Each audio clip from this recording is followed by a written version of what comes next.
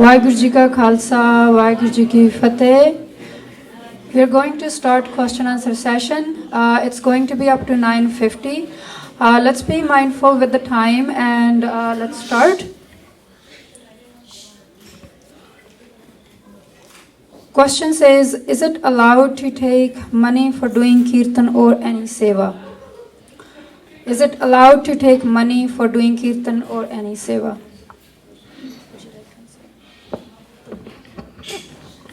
I'll answer all the questions. So the question, so it's a very interesting question. क्योंकि जिम्मे आप देखते हैं कि गुरुद्वारा साहिब ਵਿੱਚ ਵੀ ਗ੍ਰੰਥੀ ਸਿੰਘਾਂ ਦੀ ਲੋੜ ਹੈਗੀ ਆ. We need ਗ੍ਰੰਥੀ ਸਿੰਘs in Gurdwara Sahib. We need ਪਾਠੀs in ਗੁਰਦੁਆਰੇ. We need kirtani singers who do kirtan for all of the carriages that are happening in the Gurdwara Sahib. And in the Panth, we have pracharaks and other sevadars who are needed in order to fulfill all the seva of the Panth, the day-to-day functions of the Gurdwara Sahib. So is it okay for them to take money? It's not wrong to take money as a sevadar. If someone's hired as a sevadar of the Gurdwara Sahib or of the Panth or the Jathebandi, it's totally legitimate way of earning an income. But when we take money for doing part or for kirtan, फिर ओदा लाहा नहीं हो मिलता. It's whenever we've already sold that for something, right? ਅਸੀਂ ਤੁਸੀਂ ਪਾਠ ਕਰਦੇ ਹੋ, ਨਾਮ ਜਪਦੇ ਹੋ, ਕੀਰਤਨ ਕਰਦੇ ਹੋ. There's one aspect of kirtan when you're doing that for your own atmak tarakki. You're doing that to reach a spiritual state. You're doing that to obtain spiritual wealth from Guru Sahib. But if we do a Khandpar Sahib role or kirtan and we take money for that, then that's it. Only saudebaji hogi sati, right? So Gurvani di paras kala ta varti hai. But this is the reason why we see many ragis and parties in the Panth who are doing so much part, so much kirtan, yet they're not reached any spiritual state. This is the reason why. Because whatever they're doing it for, they're getting that. They're getting the money for it, right? Yeah, they're giving service and they're obtaining the wealth for that, right?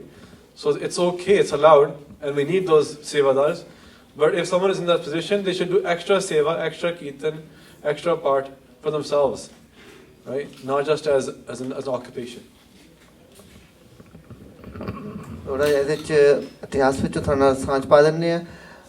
There have been many Gursikhs who were employed as pracharaks, ragis, and one great Gursikh ragi is Bhai Hira Singh. Bhai Hira Singh ji, ਉਹ ਬਹੁਤ ਵੱਡੇ ਪ੍ਰਚਾਰਕ ਹੋਏ ਨੇ, ਪਰ ਉਹਨਾਂ ਦਾ ਜੀਵਨ ਦਾ ਇੱਕ ਅੰਗ ਸੀਗਾ, like he used to do kirtan as a ragi singh. He got paid for it, but every day he would go into the jungle, deep in the jungle, do kirtan for himself. ਕਿਸੇ ਨੂੰ ਦੱਸੇ ਬਗੈਰ ਜਾ ਕੇ ਉੱਥੇ ਆਪਣੇ ਘੰਟਿਆਂ ਬਾਅਦ ਕੀਰਤਨ ਕਰਦੇ ਸੀਗੇ. ਉਹਨੂੰ ਪੁੱਛਦੇ ਸੀ ਇਹ ਕੀ ਕਰਦੇ ਹੋ? ਕਹਿੰਦੇ ਉਹ ਮੈਂ ਸੰਗਤ ਵਾਸਤੇ ਕਰਦਾ, ਮੇਰੀ ਸੇਵਾ ਲੱਗੀ ਹੈ, ਇਹ ਮੈਂ ਆਪਣੀ ਆਤਮਾ ਦੀ ਖੁਰਾਕ ਵਾਸਤੇ ਮੈਂ ਗੁਰੂ ਨੂੰ ਆਪਣਾ ਕੀਰਤਨ ਹੈ ਨਾ ਸੁਣਾਉਣਾ. ਸੋ ਜਿਹੜੇ ਗੁਰਸਿੱਖ ਹੁੰਦੇ ਨੇ ਜਿਨ੍ਹਾਂ ਨੂੰ ਇਹਨਾਂ ਚੀਜ਼ਾਂ ਦਾ ਪਤਾ ਹੁੰਦਾ, so they know where they have to keep the balance, ਹੈ ਨਾ. And then Bhai Ragi Hira Singh ji, he was such a great soul. ਉਹਨਾਂ ਨੇ ਆਪਣੇ ਜੀਵਨ ਦਾ ਮਨੋਰਥ ਬਣਾ ਲਿਆ ਸੀਗਾ ਸਿੱਖੀ ਦੇ ਪ੍ਰਚਾਰ ਦਾ. And those days we needed schools, ਹੈ ਨਾ, 6 schools in Punjab. So he would like make a mission, okay, next 6 months, so there's a school coming in Mintkomri. All the seva that comes to me in the kirtan, it will go for that school. So people would tell him, okay, we need a school, a girls' school in our area. So he would go and tell, okay, another 5 months, whatever pita comes to the kirtan, I'll keep this much of the pita for myself and rest whole will go for that cause. So he helped creating hundreds of schools, and he's funded through his seva. So this is the way the Gursikh the paid ਜਿਹੜੇ ਰਾਗੀ ਸਿੰਘ ਹੁੰਦੇ ਨੇ, ਪ੍ਰਚਾਰਕ ਹੁੰਦੇ ਨੇ, they can elevate their lives and ਜੀਵਨ ਆਪਣਾ ਉੱਚਾ ਕਰਦੇ ਨੇ. Next question is Surat Man Hirda ਇਹ ਇੱਕੋ ਹਨ ਕਿ ਵੱਖਰੇ? And there is a reference ਤਿੱਥੈ ਘੜੀਐ ਸੁਰਤ ਮਤ ਮਨ ਬੁੱਧ.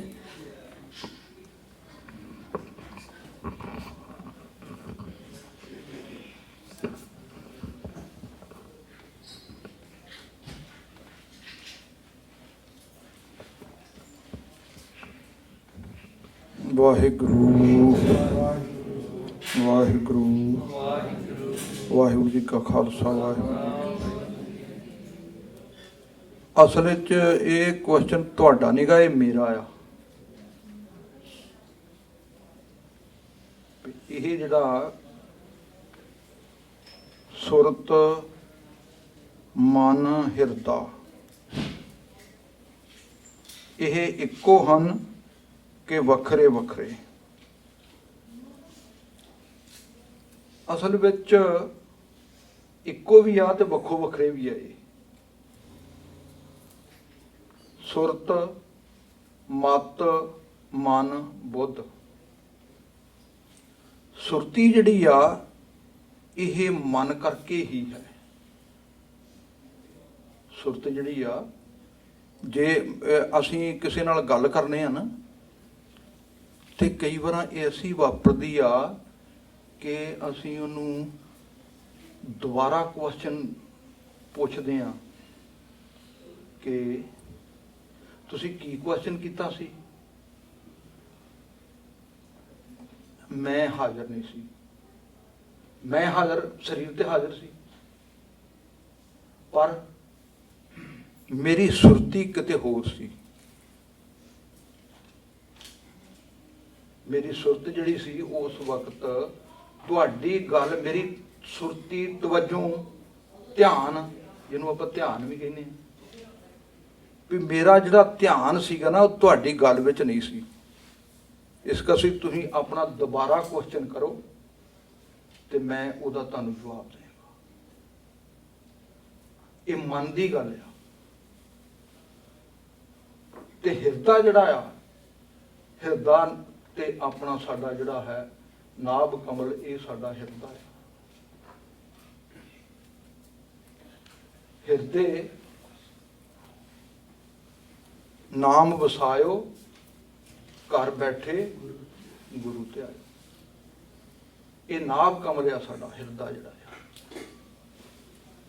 ਤੇ ਮਨ ਤੇ ਸੁਰਤ ਜਿਹੜੀ ਆ ਇਹ ਹੈ ਸਾਰੇ ਵੱਖੋ ਵੱਖਰੇ ਹੀ ਆ। ਇਹ ਕੰਮ ਜਿਹੜਾ ਇਹਨਾਂ ਦਾ ਵਾ ਇਹ ਇਕੱਠਾ ਆ, ਕਿਉਂਕਿ ਹਿਰਦੇ ਵਿੱਚ ਨਾਮ ਨੇ ਰਸਨਾ ਤੋਂ ਹਿਰਦੇ ਵਿੱਚ ਜਾਣਾ। ਉਹ ਸਾਰੀ ਪ੍ਰਕਿਰਿਆ ਪੂਰੀ ਕਰਕੇ ਜਿਉਂ-ਜਿਉਂ ਅਸੀਂ ਨਾਮ ਜਪਣਾ ਆ, ਸਾਡੇ ਅੰਦਰ ਨਾਮ ਨੇ ਜਿਹੜਾ ਨਿਵਾਸ ਕਰਨਾ ਆ, ਉਹ ਸਾਡੇ ਹਿਰਦੇ ਵਿੱਚ ਜਾਣਾ ਆ। ਫਿਰ ਸਾਨੂੰ ਰਸਨਾ ਦੀ ਲੋੜ ਨਹੀਂ ਪੈਣੀ। ਜਦੋਂ ਅਸੀਂ ਹਿਰਦੇ ਨਾਲ ਨਾਮ ਜਪਣਾ ਆ ਨਾ, ਸਾਨੂੰ ਉਹਦੇ ਵਿੱਚ ਰਸਨਾ ਦਾ ਕੋਈ ਰੋਲ ਨਹੀਂ ਹੈ।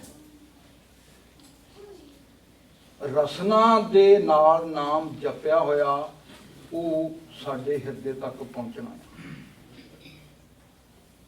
ਤੇ ਪਹੁੰਚਾਉਣਾ ਸਾਡੇ ਸੁਰਤ ਨੇ, ਸਾਡੇ ਧਿਆਨ ਨੇ। ਜਿਵੇਂ ਪਹਿਲਾਂ ਛੋਟੇ ਬੱਚੇ ਜਿਹੜੇ ਆ ਉਹਨਾਂ ਨੂੰ ਜਦੋਂ ਆਪਾਂ ਗਣਿਤ ਸਿਖਾਉਂਦੇ ਆ 2 ਦੂਣੀ 4, ਉਹ ਪਹਿਲਾਂ ਰਸਨਾ ਤੇ ਬੋਲਦੇ ਆ, ਲੇਕਿਨ ਜਦੋਂ ਜਿਉਂ-ਜਿਉਂ ਉਹਨਾਂ ਦਾ ਅਭਿਆਸ ਵੱਧਦਾ ਜਾਂਦਾ ਆ ਤੇ ਫਿਰ ਉਹ ਬੋਲਦੇ ਨਹੀਂ ਹੈ, ਉਹ ਆਪਣੇ ਚੁੱਪ ਕੀਤੇ ਲਿਖ ਲੈਂਦੇ 2 ਦੂਣੀ 4। ਆਪਾਂ ਸਵਾਲ ਕੱਢਦੇ ਆ ਨਾ। ਇਸ ਕਰਕੇ ਇਸੇ ਤਰ੍ਹਾਂ ਨਾਮ ਦੀ ਗੱਲ ਆ। ਨਾਮ ਨੇ ਅਸਲ ਵਿੱਚ ਸੁਰਤੀ ਨਾਲ ਜਿਹੜਾ ਨਾਮ ਜਪਣਾ ਆ, ਅਸੀਂ ਆਪਣੀ ਸੁਰਤ ਲਾ ਕੇ, ਸਤਿਗੁਰੂ ਜੀ ਨੇ ਸਾਨੂੰ ਕਦੀ ਵੀ ਬੇਧਿਆਨ ਹੋਣ ਵਾਸਤੇ ਨਹੀਂ ਕਿਹਾ। ਸਾਵਧਾਨ ਇਕਾਗਰ ਚੀਤ, ਇਕਾਗਰਤਾ ਧਿਆਨ। ਤੇ ਇਕਾਗਰ ਹੋਣਾ ਕਿੰਨੇ ਆ? ਮਨ ਨੇ, ਸਰੀਰ ਨੇ ਨਹੀਂ ਹੋਣਾ। ਮਨ ਨੇ ਹੀ ਧਿਆਨ ਵਿੱਚ ਜਾਣਾ ਹੈ। ਜਦੋਂ ਆਪਸ ਵਿੱਚ ਦੀ ਸਾਡਾ ਸੁਰਤ ਅਤੇ ਸਾਡੀ ਜਿਹੜੀ ਮਨ ਆ, ਇਹਨਾਂ ਨੇ ਇੱਕ ਹੋਣਾ ਆ ਤੇ ਤਾਂ ਸਾਨੂੰ ਪ੍ਰਾਪਤੀ ਹੋਣੀ ਆ। ਉਹਨਾਂ ਚਿਰ ਸਾਨੂੰ ਕੋਈ ਪ੍ਰਾਪਤੀ, ਕੋਈ ਫਲ ਸਾਨੂੰ ਮਿਲਣਾ ਨਹੀਂ। ਤੁਸੀਂ ਜਦੋਂ ਆਪਾਂ ਗੁਰਬਾਣੀ ਪੜ੍ਹਦੇ ਆ ਤੇ ਪੜ੍ਹਦਿਆਂ ਗੁਰਬਾਣੀ ਪੜ੍ਹਦਿਆਂ ਨਿਤਨੇਮ ਕਰਦੇ ਆ ਤਾਂ ਸਾਨੂੰ ਨੀਂਦ ਆਉਂਦੀ ਆ। ਉਹਦਾ ਮਤਲਬ ਕੀ ਆ? ਗੁਰਬਾਣੀ ਤੇ ਪੜ੍ਹੀ ਜਾ ਰਹੀ ਆ, ਸਾਡੇ ਸਰੋਤ ਜਿਹੜੇ ਆ ਉਹ ਸੁਣ ਰਹੇ ਆ ਗੁਰਬਾਣੀ ਨੂੰ, ਪਰ ਮਨ ਜਿਹੜਾ ਆ, ਜਿਹੜਾ ਸਾਡਾ ਸਰੀਰ ਆ, ਉਹਨੂੰ ਨੀਂਦ ਆ ਰਹੀ ਆ, ਆਲਸ ਆਪ ਰਿਹਾ। ਇਹਦਾ ਮਤਲਬ ਇਹ ਆ ਸਾਡੀ ਸੁਰਤੀ ਪੂਰੀ ਤਰ੍ਹਾਂ ਉਹਦੇ ਵਿੱਚ ਨਹੀਂ ਆ। ਜਦੋਂ ਜਿਵੇਂ ਕਿਸੇ ਦਾ ਕੋਈ ਮਿੱਤਰ ਪਿਆਰਾ, ਉਹਦਾ ਨੇੜ ਦਾ ਸੰਬੰਧੀ ਕੋਈ ਚੜ੍ਹਾਈ ਕਰ ਜਾਂਦਾ ਤੇ ਉਹ ਕੀ ਦਸ਼ਾ ਵਾਪਰਦੀ ਆ ਕਿ ਉਹ ਜਿਹੜਾ ਇਨਸਾਨ ਆ ਉਹਦੀ ਨੀਂਦ ਉੱਡ ਜਾਂਦੀ। ਕਿਉਂ? ਉਹਦਾ ਧਿਆਨ ਇੱਕ ਥਾਂ ਤੇ ਕੇਂਦਰਿਤ ਹੋ ਗਿਆ ਉਸ ਦੁੱਖ ਵਿੱਚ। ਜਦੋਂ ਉਹਦਾ ਧਿਆਨ ਦੁੱਖ ਵਿੱਚ ਸਥਿਤ ਹੋ ਗਿਆ, ਉਹ ਸੌਂ ਨਹੀਂ ਸਕਦਾ, ਉਹਨੂੰ ਨੀਂਦ ਨਹੀਂ ਆ ਸਕਦੀ। ਜਾਂ ਕਿਸੇ ਨੂੰ ਕੋਈ ਚਿੰਤਾ ਆ, ਉਹਨੂੰ ਨੀਂਦ ਨਹੀਂ ਆ ਸਕਦੀ। ਚਿੰਤਾ ਜਿਹੜੀ ਉਹ ਸਰੀਰ ਦੀ ਤਾਂ ਹੈ ਨਹੀਂ, ਉਹ ਤੇ ਮਨ ਦੀ ਆ। ਲੇਕਿਨ ਮਨ ਜਿਹੜਾ ਤੇ ਸੁਰਤ ਜਿਹੜੀ ਆ ਉਹ ਇੱਕ ਹੋ ਗਏ, ਉਹਨਾਂ ਨੇ ਉਹਦੀ ਨੀਂਦ ਉਡਾ ਦਿੱਤੀ। ਇਹ ਸਾਰਾ ਪ੍ਰੋਸੈਸ ਆ। ਸੁਰਤ, ਮਤ, ਮਨ, ਬੁੱਧ, ਤੇ ਮਹਾਰਾਜ ਨੇ ਸਾਨੂੰ ਇਹ ਸਾਰਿਆਂ ਨੂੰ ਇਕੱਠਿਆਂ ਕਰਨ ਵਾਸਤੇ ਕਿਹਾ। ਤਿੱਥੇ ਘੜੀਏ ਸੁਰਤ, ਮਤ, ਮਨ, ਬੁੱਧ, ਇਹ ਉਸ ਸਥਿਤੀ ਵਿੱਚ ਜਾ ਕੇ ਇਨਸਾਨ ਦੀ ਉਹ ਸੁਰਤ ਤੇ ਮਤ ਤੇ ਬੁੱਧ ਘੜੀ ਜਾਂਦੀ ਆ ਉਸ ਖੰਡ ਵਿੱਚ। ਜਪਜੀ ਸਾਹਿਬ ਆਪਾਂ ਰੋਜ਼ ਪੜ੍ਹਦੇ ਹੀ। ਬੇਧਿਆਨਗੀ ਦੀ ਕਿਤੇ ਵੀ ਗੱਲ ਨਹੀਂ ਹੈ, ਉਹਦਾ ਕੋਈ ਇੰਨਾ ਵੱਡਾ ਫਲ ਨਹੀਂ ਹੈ। ਫਲ ਉਹਦਾ ਵੀ ਹੈ, ਕਿਉਂਕਿ ਜੇ ਪੱਥਰ ਨੂੰ ਆਪਾਂ ਪਾਣੀ ਵਿੱਚ ਸੁੱਟ ਦਈਏ, ਉਹਦੇ ਅੰਦਰ ਤੇ ਪਾਣੀ ਜਾ ਨਹੀਂ ਰਿਹਾ, ਲੇਕਿਨ ਉਹ ਧੁੱਪ ਤੋਂ ਬਚ ਜਾਂਦਾ ਹੈ। ਇਸ ਕਰਕੇ ਜਿੰਨਾ ਚਿਰ ਤੱਕ ਅਸੀਂ ਸੁਰਤ, ਮਤ, ਮਨ, ਬੁੱਧ ਇਕੱਠੇ ਨਹੀਂ ਹੁੰਦੇ, ਉਹਨਾਂ ਚਿਰ ਸਾਨੂੰ ਪ੍ਰਾਪਤੀ ਨਹੀਂ ਹੁੰਦੀ ਕੋਈ ਵੀ। ਇਹੀ ਇੱਕ ਜੋ ਗੁਰੂ ਸਾਹਿਬ ਨੇ ਸਾਨੂੰ ਰਸਤਾ ਦੱਸਿਆ ਆ ਵੀ ਸਾਵਧਾਨ ਇਕਾਗਰਤੀ। ਸਾਡੇ ਮਨ ਦੀ ਇਕਾਗਰਤਾ ਚਾਹੀਦੀ ਆ। ਉਹਦੇ ਵਿੱਚ ਕੋਈ ਵੀ ਸਾਨੂੰ ਆਪਾਂ ਜਾਣਾ ਆ ਕਿਤੇ, ਤੇ ਕਈ ਵਾਰ ਆਦਮੀ ਅਵੇਸਲੇ ਵਿੱਚ ਰਸਤਾ ਭੁੱਲ ਜਾਂਦਾ। ਕਿਉਂ? ਧਿਆਨ ਨਹੀਂ। ਗੱਡੀ ਚਲਾ ਰਿਹਾ, ਗੱਡੀ ਅੱਗੇ ਲੰਘੀ, ਜਾਂ ਉਸੇ ਕਾਰਜ ਵਿੱਚ ਰਿਹਾ, ਉਸ ਨਿਸ਼ਾਨਾ ਮਿਥਿਆ ਹੋਇਆ, ਲੇਕਿਨ ਭੁੱਲ ਗਿਆ। ਉਹ ਮੈਂ ਭੁੱਲ ਗਿਆ। ਇਹਦਾ ਮਤਲਬ ਮਨ ਜਿਹੜਾ ਸੀਗਾ ਸੁਰਤ ਕਰਕੇ ਉਹਦੇ ਨਾਲ ਇੱਕ ਮੇਲ ਨਹੀਂ ਸੀ ਹੈਗਾ।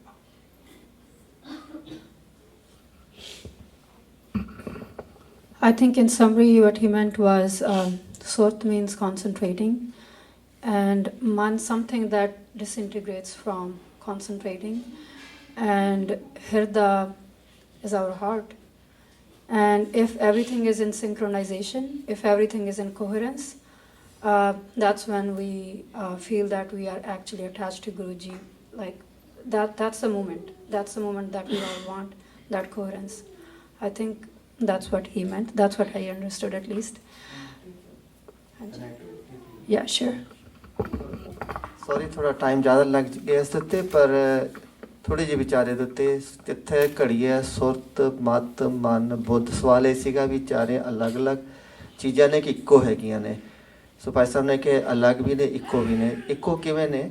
ਸੁਰਤ ਜਿਹੜੀ ਹੈ ਨਾ, ਇਹ ਮਾਰਗ ਅਕਾਲ ਪੁਰਖ ਵਾਹਿਗੁਰੂ ਜੀ ਨੇ ਸੁਰਤ ਸਾਰਿਆਂ 'ਚ ਪਾਈ ਹੈ। ਏਕਾ ਸੁਰਤ ਚੇਤੇ ਹੈ ਜੀ, ਸੁਰਤ ਵੀ ਹੋਣਾ ਕੋਈ ਨਾ ਕੀ। ਸੁਰਤ ਤੋਂ ਬਗੈਰ ਕੋਈ ਵੀ ਚੀਜ਼ ਨਹੀਂ ਹੈ। ਹਰੇਕ ਵਿੱਚ ਕੌਨਸ਼ੀਅਸਨੈਸ ਹੈਗੀ, ਪਰ ਉਹ ਕੌਨਸ਼ੀਅਸਨੈਸ ਦਾ ਲੈਵਲ ਹੈ ਨਾ, ਇੱਕ ਬਹੁਤ ਲੈਵਲ। ਬਿਲਕੁਲ ਜਿਹੜੇ ਮਾਈਕਰੋ ਆਰਗੈਨਿਜ਼ਮਸ ਨੇ ਉਹਨਾਂ ਵਿੱਚ ਵੀ ਸੁਰਤ ਹੈਗੀ ਹੈ, ਪਰ ਉਹਨਾਂ ਨੂੰ ਉਹ ਸੁਰਤ that's all about like survival. They don't know how they are surviving, ਕੀ ਖਾ ਰਹੇ ਨੇ, ਕਿਵੇਂ ਖਾ ਰਹੇ ਨੇ, ਕੀ ਉਹਨਾਂ ਦਾ ਪ੍ਰੋਕ੍ਰੀਏਸ਼ਨ ਕਿਵੇਂ ਹੋ ਰਹੀ ਹੈ। ਦੇ ਨਾਟ ਇਨਟੂ ਇਟ, ਹੈ ਨਾ, ਦਸ ਹੈਪਨਸ। ਉਸ ਤੋਂ ਉੱਪਰ ਆ ਜਾਂਦੀ ਮੱਤ, ਜਿਹੜੀ ਸੁਰਤ ਦੇ ਵਿੱਚ ਜਦੋਂ ਗਿਆਨ ਆਉਂਦਾ ਹੈ, so then that's a level of life where they know how to earn the food, how to gather the food, ਹੈ ਨਾ। ਉਹ ਆਪਣੀ ਮਿਹਨਤ ਕਰਕੇ ਖਾਂਦੇ ਨੇ, ਇਕੱਠਾ ਕਰਦੇ ਨੇ ਅਤੇ ਮੁਕਾ ਦਿੰਦੇ ਨੇ। ਉਸ ਤੋਂ ਉੱਪਰ ਆ ਜਾਂਦੀ ਬੁੱਧੀ। ਹੁਣ ਉਸ ਫੂਡ ਉਹਨਾਂ ਨੂੰ ਪ੍ਰੋਸੈਸ ਕਰਨਾ ਵੀ ਆ ਗਿਆ। I am going by very simple analogy ਵੀ ਉਹ ਹੁਣ ਉਸੇ ਫੂਡ ਨੂੰ ਪ੍ਰੋਸੈਸ ਵੀ ਕਰ ਰਹੇ ਨੇ, ਉਹ ਉਹਦੇ ਵਾਸਤੇ ਮਿਹਨਤ ਵੀ ਕਰ ਰਹੇ ਨੇ, ਇਕੱਠੇ ਵੀ ਕਰਨਾ ਸ਼ੁਰੂ ਕਰਨ, ਪਤਾ ਵੀ ਮੈਨੂੰ ਕੱਲ੍ਹ ਨੂੰ ਵੀ ਲੋੜ ਪਏਗੀ। ਇਹ ਹੁਣ ਸੁਰਤੀ ਦਾ ਇੱਕ ਹੋਰ ਲੈਵਲ ਆ ਗਿਆ ਜਿੱਥੇ ਉਹਨੇ ਇਕੱਠਾ ਕਰਨਾ ਸ਼ੁਰੂ ਕਰ ਦਿੱਤਾ, ਬੁੱਧੀ ਨੂੰ ਵਰਤਣਾ ਸ਼ੁਰੂ ਕਰਤਾ, ਹੈ ਨੀ। ਜਿੱਥੇ ਉਹ ਹੁਣ ਮਨ ਆ ਗਿਆ, ਜਿੱਥੇ ਮਨ ਨੇ ਹੁਣ ਉਹਨੂੰ ਆਪਣਾ ਜਿਹੜੀ ਹੈਗਾ ਉਹਦੇ ਵਿੱਚ ਚੰਗਾ ਭਲਾ ਦੇਖਣਾ ਸ਼ੁਰੂ ਕਰਤਾ, ਕਿਹੜਾ ਮੇਰੇ ਵਾਸਤੇ ਚੰਗਾ ਹੈ ਕਿਹੜਾ ਨਹੀਂ ਹੈ, ਹੈ ਨਾ। ਪਾਪ ਹੋਣ ਦੀ ਵਿਚਾਰ ਉੱਥੇ ਆ ਜਾਂਦੀ ਹੈ। ਉਸ ਤੋਂ ਅੱਗੇ ਆ ਕੇ ਆ ਬੁੱਧੀ ਹੁਣ ਆਪਣੀ ਕ੍ਰੀਏਸ਼ਨ ਵੀ ਕਰਦੀ ਹੈ, ਉਹ ਚੀਜ਼ਾਂ ਨੂੰ ਦੇਖ ਕੇ ਨਵੇਂ ਤਰੀਕੇ ਨਾਲ ਆਪਣਾ ਫੂਡ ਤਿਆਰ ਕਰਨਾ, ਉਹਨੂੰ ਇਕੱਠਾ ਕਰਨਾ, ਹੈ ਨਾ। ਦਿਸ ਇਜ਼ ਲੈਵਲ ਆਫ ਇਹ ਇਨਸਾਨ ਜਿਹੜੇ ਅਸੀਂ ਆ ਗਏ, ਅਸੀਂ ਬੁੱਧੀ ਦੇ ਤਲ 'ਤੇ ਆ ਜਾਂਦੇ ਹਾਂ। ਫਿਰ ਅਸੀਂ ਬੁੱਧੀ ਦੇ ਨਾਲ ਆਪਣਾ ਸਾਰਾ ਵਰਤਾਰਾ ਦੇਖਦੇ ਹਾਂ। We try to analyse everything according to our learning, ਜਿਹੜੀ ਅਸੀਂ ਆਪਣੇ ਆਪ ਨੂੰ ਮਾਈਂਡ ਨੂੰ ਤਿਆਰ ਕਰ ਲਿਆ, ਇਹ ਬੁੱਧੀ ਹੈ ਉਹ ਸੁਰ ਤੋਂ ਹੀ ਉੱਠਿਆ, ਸੁਰ ਤੋਂ ਮੱਤ ਬਣੀ, ਮੱਤ ਤੋਂ ਮਨ ਬਣਿਆ, ਬੁੱਧ ਬਣੀ, ਬੁੱਧੀ 'ਤੇ ਆ ਕੇ ਖੜ ਜਾਂਦੇ ਆ, ਕਹਿੰਦੇ। ਇਸ ਤੋਂ ਅੱਗੇ ਜਾ ਕੇ ਹੈਗੀ ਉੱਥੇ ਸੁਰਾਂ ਸਦਾ ਕੇ ਸੁੱਧ, ਜਿੱਥੇ ਸੁੱਧ ਬਣਨੀ ਹੈ ਸਾਡੀ, ਹੈ ਨਾ। ਹੁਣ ਜਿੱਥੇ ਸੁੱਧ ਆਉਣੀ ਹੈ, ਅਕਾਲ ਪੁਰਖ ਵਾਹਿਗੁਰੂ ਜੀ ਦਾ ਗਿਆਨ ਜਿਹੜਾ ਸਾਡਾ, ਉਹਦੇ ਨਾਲ ਸਾਡੀ ਇੱਕ ਮਿਕਤਾ ਹੋ ਜਾਣੀ। ਉੱਥੋਂ ਬੁੱਧ ਤੋਂ ਲੈ ਕੇ ਸੁਰਤ ਤੱਕ ਸਾਰੀ ਇੱਕ ਚੀਜ਼ ਹੋ ਜਾਂਦੀ ਹੈ, ਜਿਹੜੀ ਕਹਿ ਰਹੇ ਸੀ ਨਾ ਦ ਕੋਹੈਰੈਂਸ, ਦੈਟ ਬਿਕਮਸ ਵਨ। ਸੋ ਸੁਰਤੀ ਜਿਹੜੀ ਸਭ ਤੋਂ ਥੱਲੇ ਹੈਗੀ ਹੈ, ਉਹਨੂੰ ਸਭ ਤੋਂ ਉੱਪਰ ਲੈ ਕੇ ਆਉਣਾ ਹੈ। ਕੌਨਸ਼ੀਅਸਨੈਸ ਦੈਟ ਜਿਹੜੀ ਸਾਡੇ ਸਬ ਕੌਨਸ਼ੀਅਸ ਵਿੱਚ ਰਹਿੰਦੀ ਚੀਜ਼, ਉਹ ਅਸੀਂ ਭੁੱਲ ਜਾਂਦੇ ਹਾਂ, ਇਹਨੂੰ ਹਮੇਸ਼ਾ ਹੀ ਸਾਡੇ ਚੇਤੇ ਵਿੱਚ ਵਾਹਿਗੁਰੂ ਜੀ ਪਾਸ ਸੁਰਤ ਵਿੱਚ ਲੈ ਕੇ ਆਉਣਾ। That's the effort of this life time, ਹੈ ਨਾ। ਸੁਰਤ ਨੂੰ ਉੱਤੇ ਚੱਕਣਾ। ਅਤੇ ਮਹਾਰਾਜ ਉਹਨੇ ਇੱਕ ਆਪਣੇ ਜੀਵਨ 'ਚੋਂ ਮੈਂ ਇੱਕ ਘਟਨਾ ਦੱਸਦਾ ਤੁਹਾਨੂੰ। ਮੇਰੇ ਪਿਤਾ ਜੀ ਕੈਂਸਰ ਦੇ ਨਾਲ ਉਹਨਾਂ ਦਾ ਸਮਾਂ ਚੱਲ ਰਿਹਾ ਸੀ, ਲਾਸਟ ਫਿਊ ਡੇ ਸੀਗਾ, ਅਤੇ but he was in very peace, ਹੈ ਨਾ। Normally you know when it's a final stage, terminal stage ਹੁੰਦੀ ਹੈ, people in lot of pain, they give morphines and a higher dose, है ना। फिर भी बंदा घंटे 2 घंटे और चीका मारता है, but he was in peace, है ना। Then a doctor came, I asked him what's happening, like I know that when people are in cancer in terminal stage, so they are given morphine and higher painkillers, and still then when they are in pain, when they cry, the whole neighborhood can listen to them, है ना। वो कहते नहीं इन्होंने pain conquer कर ली है, so pain conquer कर ली, it didn't get to me, I couldn't make out ਕੀ ਹੋ ਗਿਆ, ਹੈ ਨਾ। ਫਿਰ ਬਾਅਦ ਵਿੱਚ ਪਤਾ ਲੱਗਿਆ ਕਿਸੇ ਗੁਰਮੁਖਾਂ ਦੀ ਵਿਚਾਰ ਚੱਲਦੀ ਸੀ, ਕਹਿੰਦੇ ਵੀ ਸੁਰਤੀ ਹੈ ਨਾ, ਉਹਨੂੰ ਤੁਸੀਂ ਜਾਂ ਤਾਂ ਜਿਹੜਾ ਪੇਨ ਹੈ, ਪੇਨ ਨੂੰ ਇਧਰ you can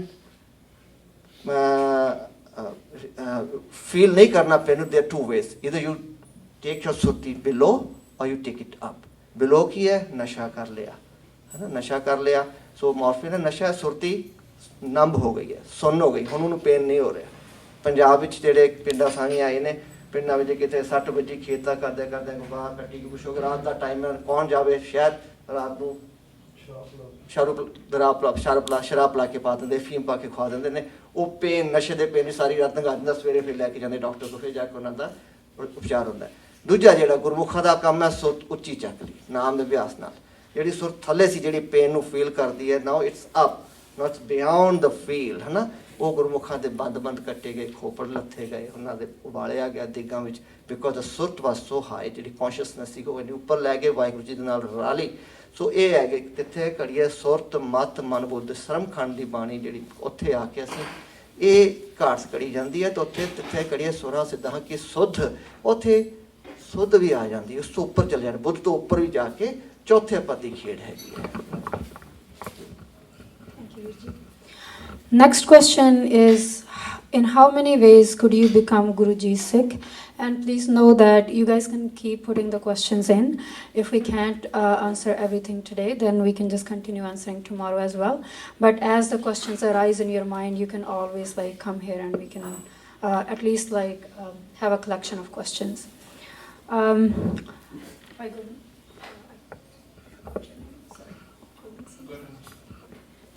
In how many ways could you become Guruji's Sikh? In how many ways? Yes. Only one way or So the answer to this is that there are not many ways, there's only one way. And it's very simple. It's not a complicated answer.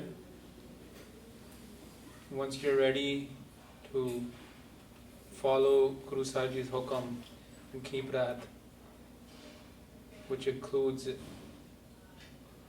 keeping your Panj Kakar, doing your Nitnem Satbani every day, abstaining from any Bajrakrat, meaning that no smoking, no eating meat, no cutting your hair, and no relationship outside of marriage. And there's a basic set of hukams that once you agree that I can follow these, then you go to the Darbar of Guru Sahib Ji in front of Panj Pyare, anywhere there's Amrit Sanchar. And they'll ask you, are you ready to give your head? Are you ready to do these things for the Panth? And you accept and you say, yes, I'm ready. And then once you give your head, you are now considered a Sikh of the Guru. After that, it's up to you if you want to stay a Sikh, if you want to be a good Sikh, if you want to be a minimal level Sikh or just following the basics. And to that there are many, many different degrees, and in that sense there are many different kinds of Sikhs. But in the terms of the way to become a Sikh, that's the only way you can become a Sikh. Thank you, Vijay. Next question is, why do we play harmonium if it's a British instrument? Didn't the Guruji play stringed instruments primarily?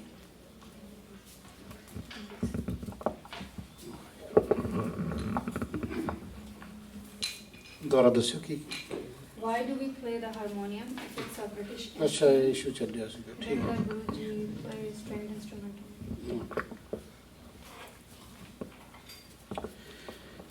Waheguru ji ਕਾ ਖਾਲਸਾ ਵਾਹਿਗੁਰੂ ਜੀ ਕੀ ਫਤਿਹ।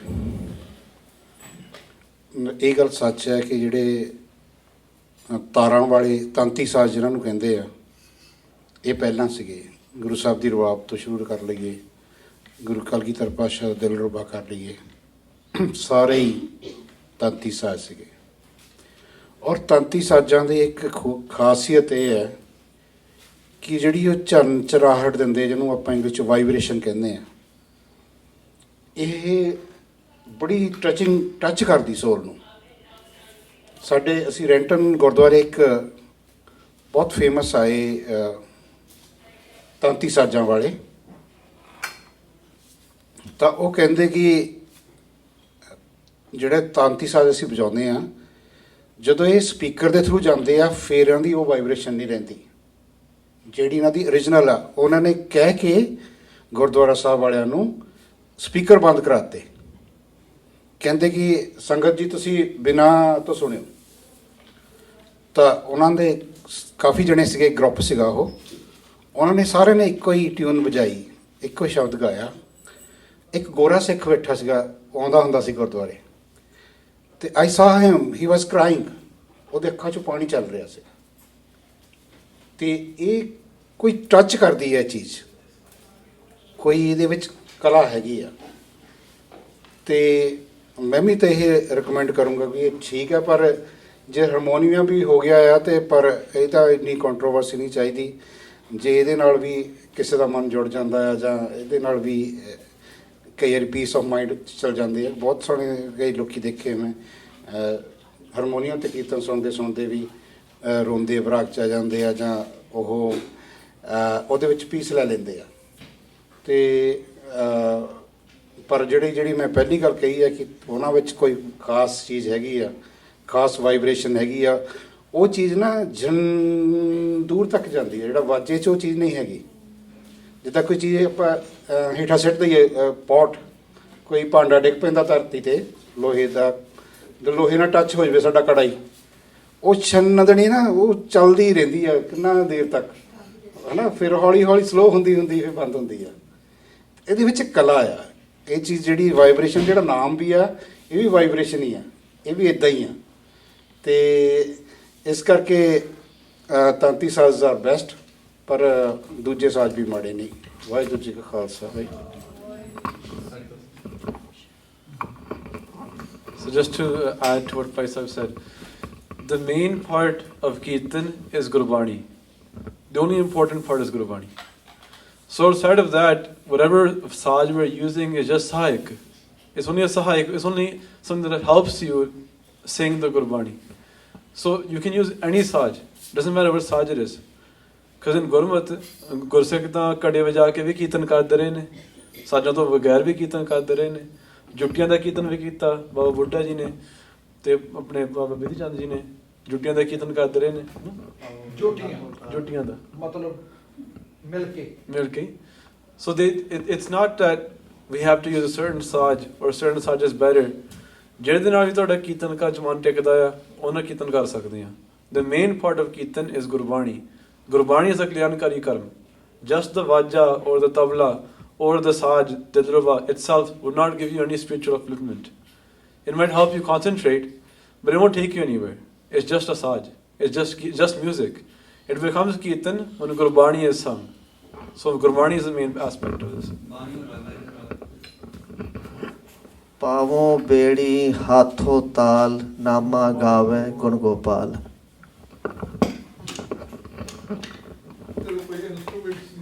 This is my favorite topic actually. Every note has a frequency, and our body has a natural frequency as well. And when that frequency, it could be any instrument. If that frequency matches with our body's frequency, at that time we feel that we are concentrating. So that's why Guruji wrote Pani and different rags. And there were some rags that were not included, right? And there was a purpose for that because those rags would not help us meet Vaiguruji. So there is a frequency in each rag and there is a frequency in each note, and then Gurbani is highest frequency anyways. So when everything matches, then it helps us meet Vaiguruji.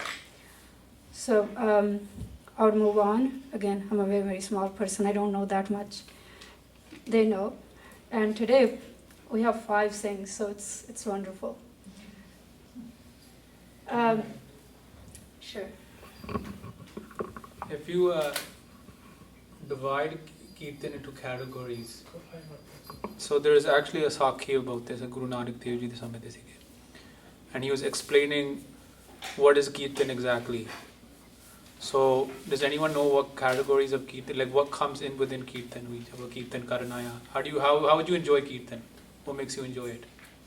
By understanding it more. Okay, understanding. So one is Shabad. Shabad is me. Without the Shabad, there is no Kirtan. Within the Shabad, there is the Tal. So the beat. Have you ever listened to Kirtan? Koi banda Kirtan karda hai, the beat which नहीं हैगा ते वो मन टिकदा नहीं होते, right? And then you try to be nice about it and pretend like हाँ चलो वधिया सी कीर्तन, but at the end of the day मन टिके नहीं. The other is the reed, the tune, whatever tune that the kirtan is in. So you probably hear in modern day people are doing kirtan and they have like Bollywood tunes. I once tried this once with a friend. There is a movie called Kal Ho Na Ho. I think you guys have seen it. And मैं वो सिंह नू फसाया दिखा. He's like really top kirtani, right? मैं कह कोई ना तुसी यही tune कर लो, कोई सारे तो मन टेक जाना. And I gave him the shabad. And at the end of the day, मैनू सच्ची में tune मैनू वधिया लगी आ. पर जदों कीर्तन कीता आ किसे दा मन नहीं टिकदा. And everyone was talking about like how he moved from movie the tune. So if you have a good tune, fair we man tek janda hai. And then you know based on Gurbani, if there's a shabad about death and you're singing and rag blah like in a happy tune, it doesn't match. Fir man uthe bhi nahi tekda hai. Or if you're doing a bira shabad and you're doing it like in a happy mood, uthe fir man nahi tekda hai. So you should have a proper tune, a proper tal, and then the sur. Who has here heard of anyone doing kirtan and when they're not in sur? Uthe man tek janda hai. Let's be honest, hai. If the person's not in the proper sur, so in English they call it a tone. Although we have man we nahi tekda hai. So you need those 4 things together. But specifically, mukh ki rakhna, shabad mukh rakhna hai. And all those other 3 things are there to help. So if you're using instrument, it's to help connect you with the shabad, not the other way around. I want to add more science to it. I should move on. There is pineal gland, and pineal gland is made up of piezoelectric crystals. And Guru Sahib ਕਹਿੰਦੇ ਕੁੱਟ ਮਾਨ ਕਸਵੱਟੀ ਲਾਵਾ ਤੁਸੀਂ ਠੀਕ ਕਰ ਦੋਗੇ ਮੇਰੀ ਤੋਕ ਇਦਾਂ ਹੀ ਠੀਕ ਹੈ ਹਾਂਜੀ ਤੇ ਉਹ ਜਿਹੜੇ ਪੀਜ਼ੋ ਇਲੈਕਟ੍ਰਿਕ ਕ੍ਰਿਸਟਲਸ ਨੇ ਉਹਨਾਂ ਨੂੰ ਪ੍ਰੈਸ਼ਰ ਦੀ ਲੋੜ ਹੁੰਦੀ ਹੈ ਜਦੋਂ ਆਪਾਂ ਵੈਗਰੂ ਕਰਦੇ ਹਾਂ that pressure goes to those piezo electric crystals in our pineal gland and ਜਿਹੜੀ ਗੁਰਬਾਣੀ ਆ ਉਹ ਹੈਗੀ ਐਪਰੀਸ਼ੀਏਸ਼ਨ ਲਵ ਟੂਵਰਡਸ ਗੁਰੂ ਜੀ ਤੇ ਉਹ ਜਿਹੜਾ ਐਪਰੀਸ਼ੀਏਸ਼ਨ ਦੀ ਫੀਲਿੰਗ ਹੈ it helps us like concentrate on Waheguru's tone. And then that music and that thal and then gurbani together ਉਹ ਜਿਹੜਾ ਕੁੱਟ ਮਾਨ ਕਸਵੱਟੀ ਲਾਵੇ ਆ ਉਹਦੇ ਵਿੱਚ ਸਾਨੂੰ ਹੈਲਪ ਕਰਦੀ ਹੈ so I can't live without science along with Gursikhi like it's just me like this is how I understand for me science is the language that I understand so anyways forgive me if I talk too much in science ਸੋ ਅਗਲਾ question again one of my favourite questions ਲੰਮਾ ਸਮਾਂ ਅਭਿਆਸ ਵਿੱਚ ਕਿਵੇਂ ਬੈਠ ਸਕਦੇ ਹਾਂ ਵਿਵੇਕ ਦਾ ਪੈਰਾ ਕਿਉਂ ਜ਼ਰੂਰੀ ਹੈ ਬੱਜਰ ਕਰਾਤੇ ਆਪਾਂ ਨੂੰ ਮਾਫੀ ਮਿਲ ਜਾਂਦੀ ਹੈ ਜਾਂ ਨਹੀਂ 3 questions on 1 page and I think that would conclude probably today's discussion and we'll take the rest of the questions tomorrow. In case we have more time we'll go forward and we'll take them more questions but I think this would probably do it for today. ਲੰਮਾ ਸਮਾਂ ਅਭਿਆਸ ਵਿੱਚ ਕਿਵੇਂ ਬੈਠ ਸਕਦੇ and I would make like anyone can answer this question whoever feels like ਵਿਵੇਕ ਦਾ ਪੈਰਾ ਕਿਉਂ ਜ਼ਰੂਰੀ ਹੈ ਬੱਜਰ ਕਰਾਤੇ ਆਪਾਂ ਨੂੰ ਮਾਫੀ ਮਿਲਦੀ ਹੈ ਜਾਂ ਨਹੀਂ Avi ji, would you like to start with Vivek? So why is Vivek important? Well, when we take Amrit, we're writing a contract with Guru Sahib. The contract is that we will do what Guru Sahib tells us to do, and Guru Sahib's job in that is to give us Vaheguru Ji Darshan, to take us out of Janam Maran. So out of that, one of the hukams of Guru Sahib is to keep Khan Pinda Vivek. Right? Vivek of what we eat. Vivek, the word itself is just being able to discern between what is right and wrong. So Vivek, the reason we call it Vivek when we talk about like Sarva Vivek or eating Vivek is because we're deciding what we should eat or we should not eat based upon Gurmat. This is what Guru Sahib tells us. The basic red here is that Amritari Gursikh ne Amritari Gursikh to shakna. This is the red. ਜਦੋਂ ਗੁਰੂ ਸਾਹਿਬ ਨੇ ਅਮਰ ਛਕਾਇਆ ਉਦੋਂ ਆਪਾਂ ਨੂੰ ਓਮ ਦੇ ਹੁਕਮਨਾਮੇ ਆਪਾਂ ਨੂੰ ਮਿਲਦੇ ਨੇ ਰਤਨਾਮੇ ਨੇ ਮਿਲਦੇ ਨੇ that say do not eat from Turk, do not eat from Hindus. ਬਾਹਮਣ ਤੋਂ ਤੁਰਕ ਤੋਂ ਨਹੀਂ ਛਕਣਾ ਸਿੱਖਾਂ ਨੇ ਸਿੱਖਾਂ ਤੋਂ ਛਕਣਾ. These are basic reds. What happened over time is that the definition of a Sikh started changing. Because some people started to commit sins. They started to eat from Turk and Brahman. Or when someone committed a Vajrakrat, अपने रवायत ਤਾਂ ਇਹ ਆ ਜੇ ਕੋਈ ਵਜਰਕ੍ਰਿਤ ਕਰ ਲਵੇ ਉਹਦਾ ਖਾਣਾ ਪੀਣਾ ਬੰਦ ਕਰ ਦਿੰਦੇ ਉਹਦੇ ਕੋਲ ਛਕਣਾ ਬੰਦ ਕਰ ਦਿੰਦੇ ਵੀ ਵਜਰਕ੍ਰਿਤ ਹੀ ਜਦ ਤੱਕ ਪੇਸ਼ ਨਹੀਂ ਹੁੰਦਾ ਇਹ ਤਾਂ ਛਕਣਾ ਨਹੀਂ ਪਰ ਕੀ ਹੋ ਗਿਆ what happened over history over time what happened is the Sikh ਢਿੱਲ ਕਰਨ ਲੱਗ ਗਏ. So if someone did a Vajrakrat or someone ate from Turk and Brahman, what would Sikhs do? They kept eating from the person. ਪਰਿਵਾਰਾਂ ਵਿੱਚ ਉਹ ਤਾਂ ਛੱਕੀ ਗਏ ਬਸ ਕੋਈ ਨਾ ਕੋਈ ਨਾ ਹੌਲੀ ਹੌਲੀ this till it developed to the point where now everybody has a different level of death. But the basic is still the same. That a Gursikh is to eat from a Gursikh. And that a Gursikh in good standing. Because if somebody ਜੋ ਨੂੰ ਹੁਕਮ ਹੁੰਦਾ ਹਰੇਕ ਅਮਰ ਸੰਚਾਰ ਤੇ ਹੀ ਹੁਕਮ ਹੁੰਦਾ ਆ ਜਿੱਥੇ ਮਰਜ਼ੀ ਅਮਰ ਛਕ ਲਓ ਹੁਕਮ ਇਹ ਹੁੰਦਾ ਕਿ ਸਿਰਗੁਮ ਨੜੀ ਮਾਰ ਕੁੜੀ ਮਾਰ ਤੇ ਜਿਹੜੇ ਗੁਰੂ ਨਾਮ ਨੂੰ ਮੰਨਦੇ ਨੇ ਉਹਨਾਂ ਤੋਂ ਛਕਣਾ ਨਹੀਂ. ਸੋ ਉਹ ਕੀ ਹੋ ਗਿਆ ਸਿਰਗੁਮ ਕੀ ਆ ਸਭ ਨੂੰ ਖਸਤੇ ਹੈ ਪਤਿਤ ਜੇ ਕਿਸੇ ਨੇ ਕੇਸ ਕਤਲ ਕਰ ਲਿਆ ਤਾਂ ਛਕਣਾ ਨਹੀਂ ਤੇ ਨੜੀ ਮਾਰ ਜੇ ਤੰਬਾਕੂ ਖੋਰੇ ਹੁੰਦੇ ਆ ਜੇ people who are using tobacco ਕੁੜੀ ਮਾਰ people are doing abortions. So if we take that ਜੇ ਉਹ ਤਾਂ ਨਹੀਂ ਛਕਣਾ ਜੇ ਉਹ ਤੋਂ ਛਕਦਾ ਕੀ ਆ ਉਹ ਤਨਖਾਹੀਆ ਹੁੰਦਾ. So now if we look at the greater Sikh diaspora, look at all the Sikh community, almost everybody is eating from people who cut their hair, people who use tobacco, and people who do abortions. Everybody is. Right, because ਬਾਹਰੋਂ ਖਾਂਦੇ ਆ, ਜੇ ਬਾਹਰੋਂ ਖਾਂਦੇ ਆ ਤਾਂ ਫਿਰ ਤਾਂ ਕੋਈ ਰਿਆਇਤ ਰਹਿੰਦੀ ਨਹੀਂ ਗੀ।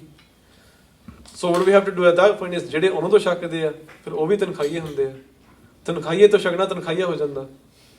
So in order to protect Gursikh riayat, Gursikh have started to define this as Vivek da Behra, but it's not anything separate than what basic Gursikhi is. Basic Gursikh riayat is the Gursikh ne Gursikh ko shakna. So now we're looking for Gursikhs who are in good standing, who are following the hukum of Guru Sahib. So that's what Vivek is. ਜੇ ਆਪਾਂ ਵਿਵੇਕ ਨਹੀਂ ਰੱਖਦੇ, what are the consequences? Well, the first consequence is this, that we become ਤਨਖਾਹੀਏ। ਕੋਈ ਗੁਰੂ ਸਾਹਿਬ ਦਾ ਹੁਕਮ, not following a hukum means we are doing a kurat, right? Rayat ਨਹੀਂ ਰੱਖਣੀ, kurat ਹੋਗੀ। So doing this kurat, doing this becoming ਤਨਖਾਹੀਆ means we have fallen in the eyes of Guru Sahib.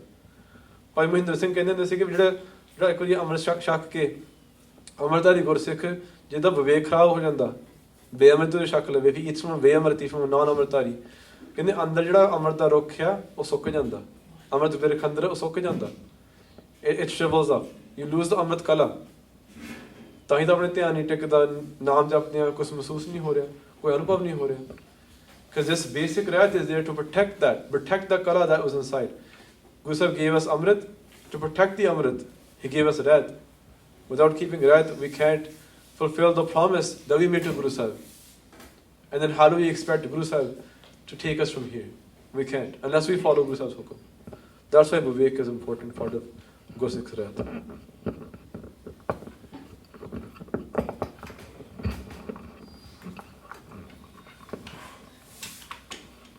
Bhai Sahib ਨੇ ਬਹੁਤ ਸੋਹਣਾ define ਕੀਤਾ ਆ। ਥੋੜੀ ਦੀ edition ਮੇਰੇ ਮਨ 'ਚ ਆਈ ਹੈ, ਉਹ ਇਹ ਸਾਨੂੰ ਹੁਕਮ ਹੈਗਾ ਗੁਰਸਿੱਖ ਦੀ ਰੋਟੀ ਤੇ ਬੇਟੀ ਦੀ ਸਾਂਝ ਗੁਰਸਿੱਖ ਨਾਲ।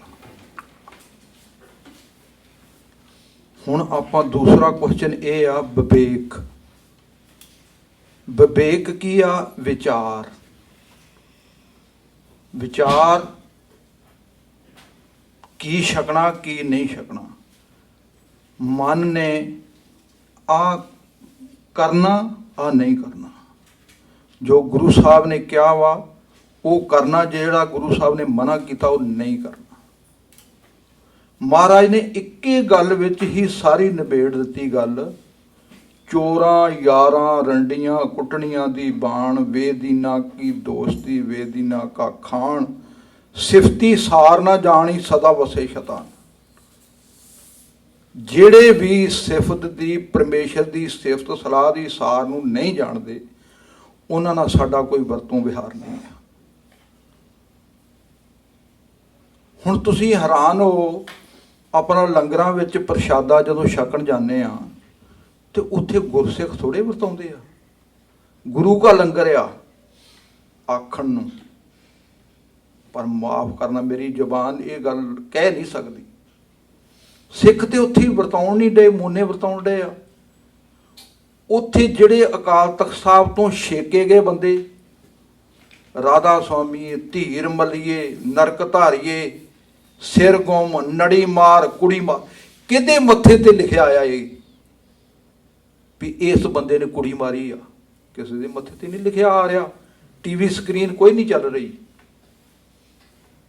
ਇਸ ਕਰਕੇ ਇਹ ਸਾਰੀਆਂ ਚੀਜ਼ਾਂ ਤੋਂ ਬੈਟਰ ਇੱਕੋ ਹੀ ਗੱਲ ਆ, ਗੁਰਸਿੱਖ ਜਾਂ ਕੀ ਰਹਿਤ ਨਾ ਜਾਣੀਏ, ਗੁਰਬਾਣੀ ਨਹੀਂ ਰੀਤ, ਤਾਂ ਕਾ ਭੋਜਨ ਖਾਏ ਕੇ ਬਿਸ਼ਰੇ ਹਰ ਕੀ। ਜਿਹਦੇ ਵੀ ਭੋਜਨ ਛਕਣ ਨਾਲ ਸਾਨੂੰ ਪਤਾ, ਜਿਹਦੀ ਰਹਿਤ ਆ ਸਾਨੂੰ ਪਤਾ ਹੀ ਨਹੀਂ ਉਹਦੀ ਰਹਿਤ ਕੀ ਆ।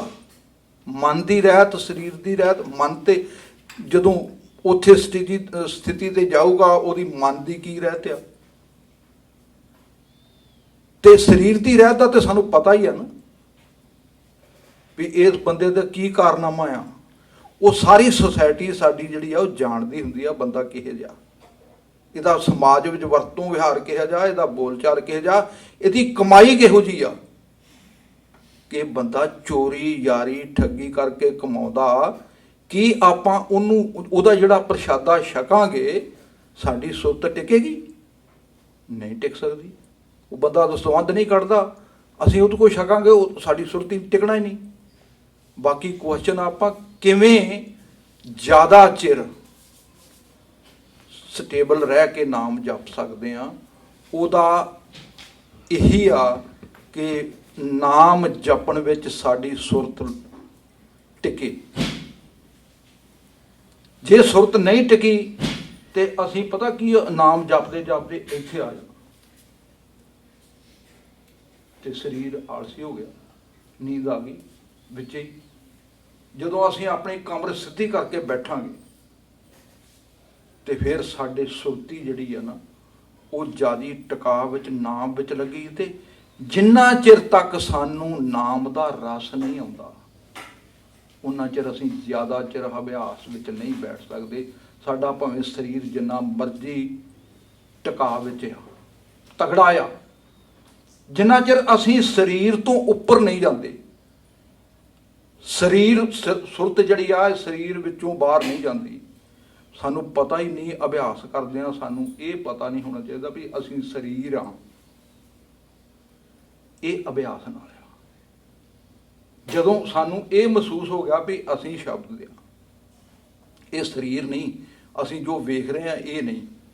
ਜਦੋਂ ਅਸੀਂ ਅੱਖਾਂ ਬੰਦ ਕਰਦੇ ਆ, ਕੋਈ ਵੀ ਬੰਦਾ ਬੰਦ ਕਰੇ ਉਹਨੂੰ ਸਰੀਰ ਆਪਣਾ ਨਹੀਂ ਦਿਸਦਾ। ਜਦੋਂ ਇਹਦਾ ਮਤਲਬ ਕੀ ਆ, ਜਦੋਂ ਅਸੀਂ ਸਾਡਾ ਧਿਆਨ ਜਿਹੜਾ ਵਾ ਸਾਡੀ ਸੁਰਤੀ ਟਿਕ ਜਾਂਦੀ ਆ ਤੇ ਸਾਨੂੰ ਅੰਦਰੋਂ ਰਸ ਆਉਂਦਾ। ਵੇਖੋ ਇਹ ਕਿਉਂਕਿ ਜਿੰਨਾ ਚਿਰ ਰਸ ਕਿਸੇ ਵੀ ਚੀਜ਼ ਦਾ, ਹੁਣ ਕੋਈ ਵੀ ਭੋਜਨ ਛਕਦਾ ਆ ਉਹਦੇ ਵਿੱਚ ਉਹਨੂੰ ਰਸ ਦੀ ਪ੍ਰਾਪਤੀ ਨਹੀਂ ਹੋਈ, ਉਹ ਨਹੀਂ ਖਾਂਦਾ। ਇਹਦੇ ਵਿੱਚ ਮਿਰਚ ਜ਼ਿਆਦੀ ਆ, ਇਹਦੇ ਵਿੱਚ ਲੂਣ ਨਹੀਂ ਹੈ ਨਾ, ਉਹਨੂੰ ਸਵਾਦ ਨਹੀਂ ਲੱਗ ਰਿਹਾ ਭੋਜਨ, ਉਹ ਛਕ ਨਹੀਂ ਰਿਹਾ।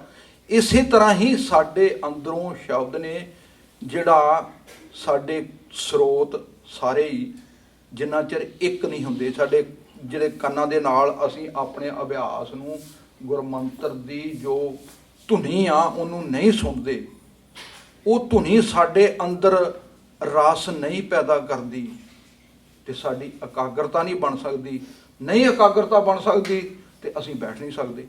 ਤੁਸੀਂ ਦੇਖ ਲਓ ਅਭਿਆਸ ਵਿੱਚ ਤੁਸੀਂ ਬੈਠੋ, ਕਦੀ ਇੱਧਰ ਨੂੰ ਲੱਤ ਕਰੀਦੀ ਆ, ਕਦੀ ਐ ਨਹੀਂ, ਤੇ ਕਈ ਬੰਦੇ ਦੇਖੀਦੇ ਆ ਉਹ ਹਿਲਦੇ ਹੀ ਨਹੀਂ। ਉਹਦਾ ਮਤਲਬ ਇਹ ਆ ਕਿ ਉਹਨਾਂ ਦੀ ਸੁਰਤ ਜਿਹੜੀ ਆ ਉੱਪਰ ਚਲੀ ਗਈ ਸਰੀਰ ਤੋਂ, ਉਹ ਸਰੀਰ ਤੋਂ ਬਾਹਰ ਨਿਕਲ ਗਏ। ਇਹ ਨਹੀਂ ਵੀ ਬਾਹਰ ਨਿਕਲ ਗਈ ਆਤਮਾ, ਮਤਲਬ ਉਹਨਾਂ ਦੀ ਸੁਰਤੀ ਜਿਹੜੀ ਆ ਉਹ ਆਪਣੇ ਸਰੀਰ ਦੇ ਉੱਤੇ ਨਹੀਂ ਗਈ, ਉਹ ਲੱਤਾਂ ਦੇ ਵਿੱਚ ਨਹੀਂ ਵੀ ਮੇਰੀਆਂ ਲੱਤਾਂ ਪੀੜ ਕਰ ਰਹੀਆਂ, ਨਹੀਂ। ਇਸ ਕਰਕੇ ਅਸੀਂ ਅਭਿਆਸ ਵਿੱਚ ਤਾਂ ਹੀ ਬੈਠਾਂਗੇ ਜੇ ਸਾਨੂੰ ਕੋਈ ਪਹਿਲਾਂ ਪੈਰ ਦੇ ਵਿੱਚ ਤੇ ਭਾਈ ਗੁਰਦਾਸ ਜੀ ਨੇ ਆ ਸਿਰ ਲੂਣੀ ਚਟਣੀ ਪੈਂਦੀ ਆ, ਮਤਲਬ ਜਿਹਦਾ ਕੋਈ ਸਵਾਦ ਨਹੀਂ ਆ, ਨਾ ਲੂਣ ਵਾਲਾ ਨਾ ਮਿੱਠਾ।